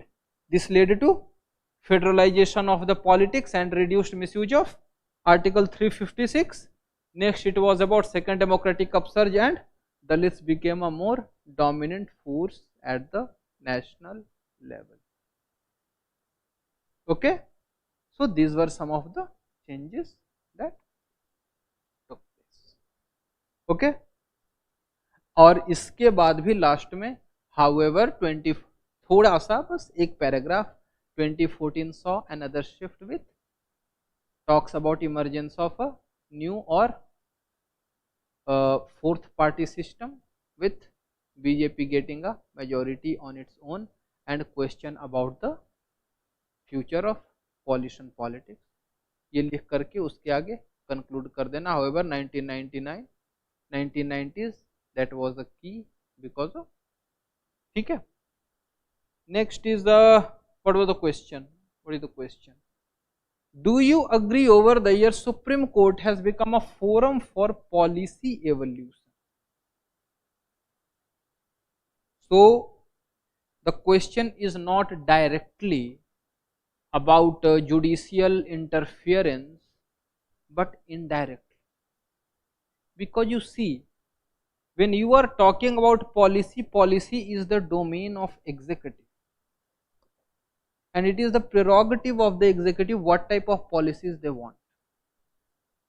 Okay, legislature related to law, executive related to policies, and legislature can ask questions. And what we have seen that judiciary, it has gone for engaging into the policy domain in the guise of looking if it is as per the rule of law, whether it is violating into the privacy of individuals, whether it is violating the fundamental rights of individuals. Okay, so what are those specific initiatives? The very beginning, if you remember, what was it? 2G and coal scam case. यहाँ पे क्या था? Because this was the first time, I mean not the first time, but this was when it came out very strongly. Because पहले how the spectrums were supposed to be allocated or how the coal blocks were supposed to be allocated, it was the prerogative of the central government. What happened? The CAG said that there was a loss because this was not through auction, but this was through first come first serve on the basis of whosoever is more suitable to be found out by the government. And the court said that no, this goes against the idea of justice, so you go for transparent allocation. So you see, in particularly this question, you will face issue because somewhere you will talk about judicial interference like NJAC, but NJAC was not a policy decision. That was a legislation, that was a law. So interference, the question is about policy, it was not about with respect to legislation. ठीक है? Then you can always another talk about electoral reforms. ठीक है? बाकी the famous one, banning alcohol,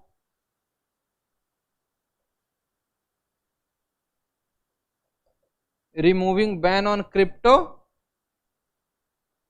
because whether crypto is to be banned or not, this belongs to the policy domain, because if the government think that it affects the financial security of the nation, the central government can ban it, but the court said no. So, and its argument has remained same. Then with respect to reservation, Because reservation is not a law, reservation is a policy. It is a government policy about strengthening the weaker sections of the society. What did the judiciary say here? That you should find new ideas of backwardness, something like transgenders, या फिर with respect to upholding this economically weaker sections. Okay. Then you have got with respect to Narmada Bachao Andolan, the court itself said that if there is any sort of violation, then we can get into the domain of policy making to check if it is violating the rights of the individual. Okay. Then you have got one rank one pension, again a policy decision, and the court has said this time that you have to pay it into within 3 installments. So ये सब तो examples हो गए. Examples के साथ क्या लिखना है? That court has gone for intervention on the basis of rights, जैसे कि with respect to data privacy. तो वहां पे भी क्या है? तो फोकस इसकी whether individual rights are being violated. However, आप criticism में डाल दोगे, this is being termed as judicial overreach. You can talk about again Pratap Bhanu Mehta, जो कि who is there, who has constantly criticized the government. Okay. This Upendra Bakshi, he says Upendra Bakshi, he will be positive that he has said that ultimately it has tried to ensure good governance. अब conclude कैसे करना है? In the case of conclusion, both while it is the responsibility to make suitable legislations, for the judiciary needs to ensure that it does not breach its own mandate. And conclusion कैसे करना है? I had suggested, I think in 2018 or 2019 in the this economic survey, there was a suggestion about cooperative separation of powers. So you can conclude with cooperative separation of powers. That's all for today. Discussion on paper 1. On paper 2 we shall be discussing tomorrow. So whatever doubts, and I think in paper 2 you can have more doubts, so please ask those doubts. Till then, bye.